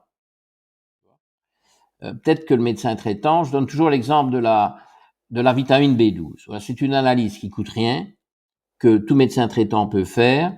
Et je vais très vite, ça nous donne un petit clin d'œil sur l'écosystème intestinal. Il faut évidemment savoir comment le patient mange. Un carnivore, ou en tout cas quelqu'un qui mange de la chair animale, viande, poisson, crustacés, etc., qui n'a pas de B12, qui a un taux bas en B12 dans son sang, on a un diagnostic très important de malabsorption et donc de dysfonctionnement de l'écosystème intestinal. Bingo. Un diagnostic qui vaut de l'or, parce que ça peut expliquer plein de problèmes. Et on a ça sur une analyse qui coûte quelques euros, que d'ailleurs les gens peuvent demander à leur laboratoire local sans passer par le médecin. Ils vont Ah payer oui, l'analyse. d'accord. C'est un budget ridicule. Si par contre le patient est végétarien, a fortiori vegan, et qui a beaucoup de B12, c'est un diagnostic quasiment garanti, il n'y a pas d'autre explication, de SIBO, Small Intestinal Bacterial Overgrowth, donc de grosses dysbioses, de microbiote complètement de travers, et qui notamment remonte du côlon où il y a l'essentiel des bactéries vers le grêle, et c'est un bazar horrible, et avec des gens qui ont plein de plaintes digestives. Et là, si tu veux, tu as une discordance entre peu de B12 dans leur alimentation et plein de B12 dans leur sang. Pourquoi? Parce que les bactéries du côlon remontent dans le grêle. Ces bactéries font de la B12, on le sait, mais dans le côlon, cette B12 n'est pas absorbable parce qu'on n'absorbe pas du côlon, mais on absorbe du grêle. Donc la B12 apparaît d'origine bactérienne et pas d'origine alimentaire. Tu as une analyse, et alors évidemment, ça ne couvre pas tous les cas de figure, mais tu as quand même tout de suite des gros diagnostics. Hein, et là, effectivement, ce sont des diagnostics, mais évidemment, sur lesquels il ne faut pas s'asseoir, il faut alors essayer de corriger. Et en passant, si tu n'es ni trop carnivore, ni... Enfin, de toute façon, il n'y a pas besoin d'être très carnivore pour avoir... pour être caractérisé comme déficitaire en B12. Si tu es déficitaire en B12 et que tu manges normalement, on va dire ça, eh bien, même sans aller dans des interprétations comme je viens de les expliquer, prendre la B12, ça va te donner de l'énergie, ça va te faire du bien, c'est bon pour tes neurones. Et je disais toujours dans le temps, bon maintenant on fait mieux que ça, mais que la B12 c'était la vitamine anti-Alzheimer. Bon maintenant on a des stratégies pour prévenir Alzheimer qui sont beaucoup plus euh, euh, Efficace. efficaces, oui, Excellent. pertinentes et impressionnantes, qui valent la peine d'être suivies. Ça commence à se populariser. Donc voilà, médecin Mmh. traitant peut faire des choses. Alors il n'est pas pour, il n'est pas trop. Je sais pas, aller sur Manger le médecin, Internet, quoi. imprimer un truc. Moi, j'ai fait un petit livre là qui coûte pas 7-8 euros, Introduction à la médecine fonctionnelle. Je l'ai fait aussi pour que les gens, quand je suis parti en Angleterre, tous mes patients en belge, qu'est-ce qu'on va faire? Je dis, essayez de vous débrouiller avec vos médecins traitants. Offrez-leur le bouquin, qu'ils regardent un peu, parce que par exemple, ce que je viens d'expliquer là avec la B12, c'est il y a 52 petits articles comme ça, parce que de toute façon, si les médecins généralistes ne se mettent pas un peu à faire la médecine fonctionnelle, bon, d'abord, ils vont être désespérés de leur pratique parce que c'est tellement répétitif, barbant, ça n'a aucune valeur ajoutée. Ils vont pouvoir ajouter un peu de valeur. Donc, le patient lui-même, ce qu'il peut avec son médecin traitant, et puis des cas lourds, des cas qui ne progressent pas, de longue date, Mmh. complexes. Bon, là, effectivement, pourquoi pas, c'est de trouver un rendez-vous en médecine fonctionnelle. OK. Parfait, bah super, super réponse. Merci beaucoup Georges. Je dois clore cet épisode. En tout cas, j'ai beaucoup appris, c'était très intéressant Tant mieux. et j'ai vraiment hâte de pouvoir faire cet épisode-là sur cette fois-ci l'écosystème du microbiote parce que là, C'était j'ose imaginer. ambitieux, hein. C'était ambitieux C'était ton ambitieux, programme, voilà. hein. C'est Ouais. vrai que c'était très ambitieux. Bah, je suis très content d'avoir pu aborder ça parce que j'ai une meilleure vision justement de la médecine fonctionnelle. Et puis comme ça, la prochaine fois, le prochain épisode, on va dire la partie 2, on va pouvoir vraiment aborder dans le vif du Oui, sujet il et y a plein puis de choses à dire et qui sont l'écosystème. intéressantes On a déjà aussi, commencé à un peu plus mettre des petites pratiques. graines. On a donné envie. J'espère qu'on a donné Voilà. envie. En tout cas, moi, tu m'as donné envie. J'espère Bon, que mais c'est le tant cas mieux. pour les auditeurs, que ça puisse donner voilà des insights et puis aussi peut-être voilà planter des petites graines aussi en soi pour pouvoir se dire bah et pourquoi pas et si et ouvrir des nouvelles perspectives. Donc ça c'est super chouette. Mais tu as vu comme ton travail est proche du mien sur des domaines adjacents, hein? Oui, Parce que en fait, c'est un peu la même philosophie. Donc moi, voilà, je suis très très fan de ce que tu fais. Que je t'avoue, je ne connaissais pas, mais évidemment, quand tu m'as contacté, j'ai été voir et les deux vont de pair pour moi. Donc c'est cette philosophie quand même positive de progrès, progressive pour voir sur l'avenir de manière positive. Et bon, il y a grand besoin de ça en France pour le moment, hein. c'est ça, c'est de l'exploration vraiment. Voilà, j'aime explorer. Si ça peut donner des pistes et des billes à d'autres personnes, moi j'en suis ravi. Et puis on a besoin de ça, hein. Tu parlais d'éducation.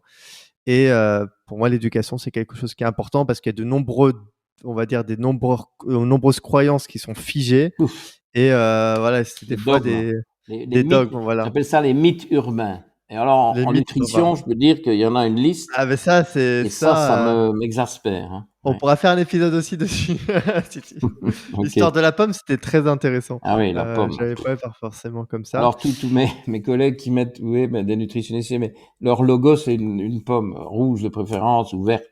Ouais, Bon, bon, mais bon, c'est une anecdote, hein, je comprends bien le message, mais les choses sont quand même un peu plus compliquées, hein. ouais.